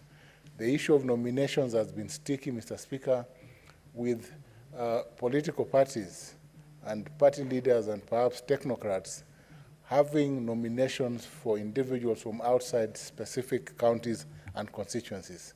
I'm glad, Mr. Speaker, that this bill seeks to rectify that anomaly. And if you are therefore not a registered voter in a particular area, you will therefore not be eligible for nominations. This question of importation, Mr. Speaker, must end. I allowed that amendment because it seeks to cure that anomaly. Mr. Speaker, I have litigated many election anomalies. And this bill is timeless because it comes to cure some of the problems that we have had within the process of conducting elections. Time delays and possibilities, Mr. Speaker, of rigging elections. I also, Mr. Speaker, must laud the time frame for registration of voters and the need for IBC to continue registering voters. However, Mr. Speaker, we must speak to the need of filling the slots that are available or that have not been filled for commissioners of IBC. Mr. Speaker, because of the continuous manner in which the IBC operates, the need for by-elections every other time, Mr. Speaker, there's need to urgently ensure that the IBC is fully constituted. And I hope, Mr. Speaker, that our principals and the players within the legislative sector and those who are responsible for ensuring that this process is concluded, and those court cases are there, Mr. Speaker, should be concluded so that we have a fully operational IBC. I thank you, Mr. Speaker. I support. Senator Tabitha Mutinda. Thank you, Mr. Speaker, and thank you, my senior colleagues, for managing the time. I do appreciate. And Mr. Speaker, I start by saying that I do support this amendment bill, and looking at the clauses, especially the clause 19, which, Mr. Speaker, talks about the nomination slots, especially for the members of the County Assembly. Mr. Speaker, looking at Senate, where I am specially elected, the Senate does recognize the specially elect through their delegations, and that is determined by where the voting was lastly taken, as in which county that you did vote. And that really applies very well in Senate. And it is important because then you are familiar with your area. For my case, my representation is Nairobi County, and when the bill clearly supports that a person to be nominated as a member of a county assembly should be a registered voter in that particular ward, Mr. Speaker, then yes, it is key, and it's something that I do support. It also gives the particular member of the county assembly serving in that that particular assembly to be able to maximally engage knowingly that the issues concerning that particular area or ward of representation are issues or matters of concern that he or she familiarizes with. We have cases in Nairobi County whereby people have, the members of the county assembly have been nominated from as far as parts of this country, but they are not really familiar with the concerns of Nairobi. They're not able to really understand. And you find that, as you know, most of them, us as members, we normally do mashinani, you know, we go to the ground over the weekends, but at times it becomes difficult because some of these members, they cannot go where they've come from because they don't resonate probably with those areas because they are now serving in a different area. But in the same area that they're serving, then there's little input because in both areas there's no synergy in any way. So it is important, and it is a very important amendment such that these people come from those particular areas that they have voted. It is very important. And you know very well, Mr. Speaker, even before voting, we do a lot of campaigns. And it is in those campaigns that we make manifestos, we give promises to the people. So it becomes easier when a member of county assembly then represents and is nominated from the fact that they vote from that particular area, he or she is in a better place to ensure those promises, the manifestos that they did promise during the campaign trail, they are able to focus on them and ensure that they deliver on the same, unlike when that happens in a different area. Mr. Speaker, the amendment on clause 20, that amendment of 38A, appointment of the polling stations, it is very key because also the voters need to, at an early time, familiarize with their voting polling stations. The 3 months duration, I find it even a bit less. It should be more.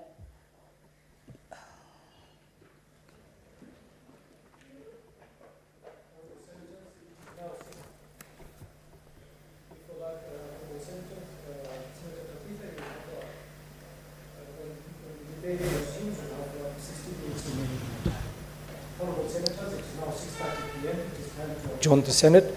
The Senate therefore stands adjourned until Thursday, 14th November 2024 at 2:30 p.m.